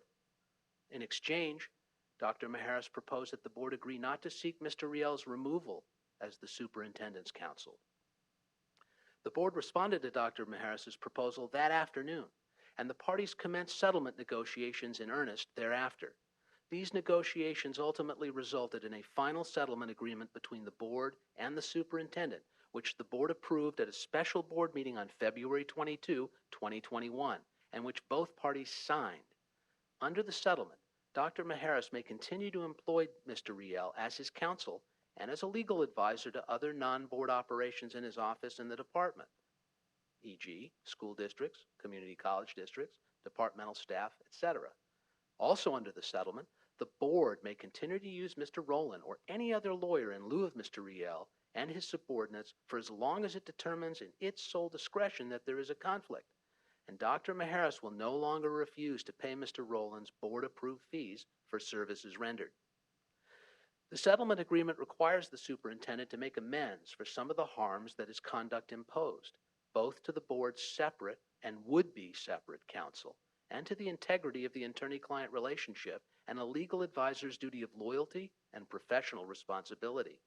For example, even though the superintendent's counsel has pointed out to the court that interest is not a recoverable remedy on the legal claims asserted in this particular case, the superintendent nonetheless agreed to pay interest to Mr. Rowland and the other lawyer that first agreed to represent the board.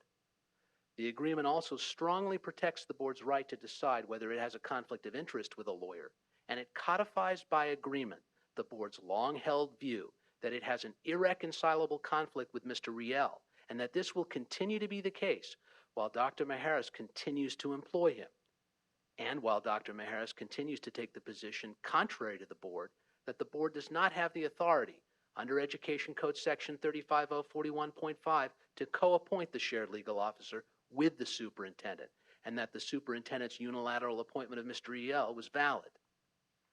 Left unresolved by the settlement is one of the central issues in the case: whether Education Code Section 35041.5 grants the board authority to appoint the shared legal officer with the superintendent and requires the two agencies to work together and co-appoint that attorney.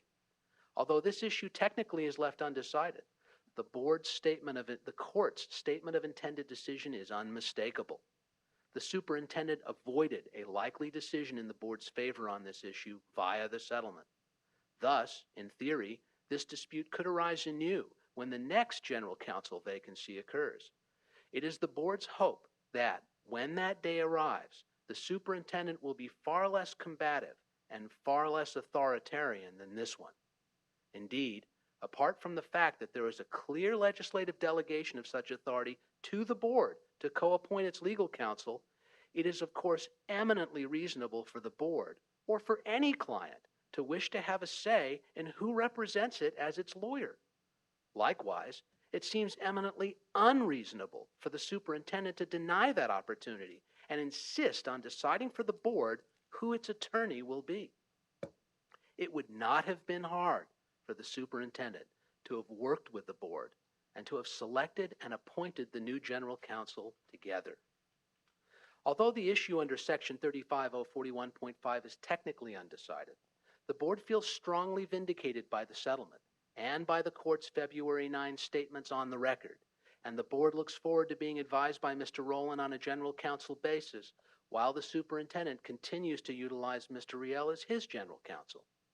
The board also looks forward to collaboratively working with the superintendent going forward within the established system of shared powers and checks and balances that the law provides. It also hopes that this litigation and resolution will help usher in a new era of respect for those checks and balances, for collaborative co-governance between the two agencies, and for an end to autocratic and unitary rule by just one official over matters of educational governance in the county of Orange. We are a nation of laws. It is incumbent on every citizen, official, and government agency to respect and observe those laws.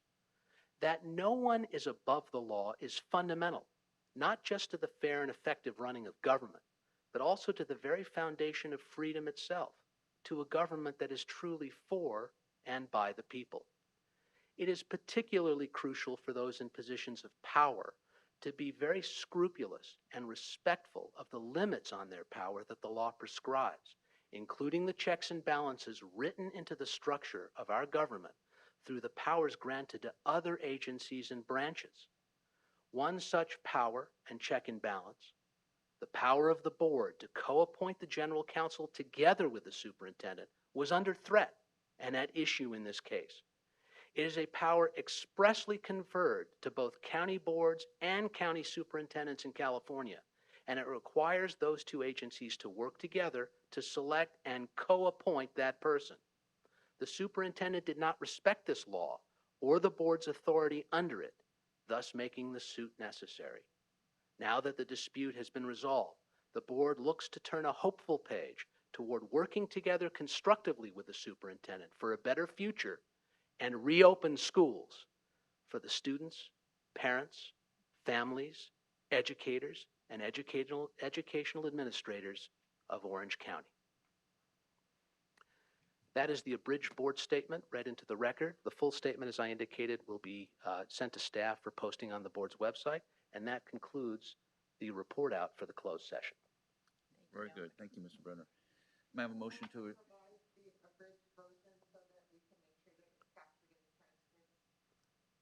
with the board's approval, which I think you can acknowledge here in open session. If it's okay for the board, I'm sorry, happy. I don't have a problem doing that. I didn't hear. We transcribe everything, and so I asked if we could have a copy of the abridged version and make sure that we have it accurate. I think Yeah. there's consensus on that. That way it assures the accuracy of what was read. Sure. Any board member have a dissenting view there? I'm comfortable providing that per Ms. Boyd's request. Okay, so be it. I have a motion for adjournment. So moved. Hey, don't forget to get out your check.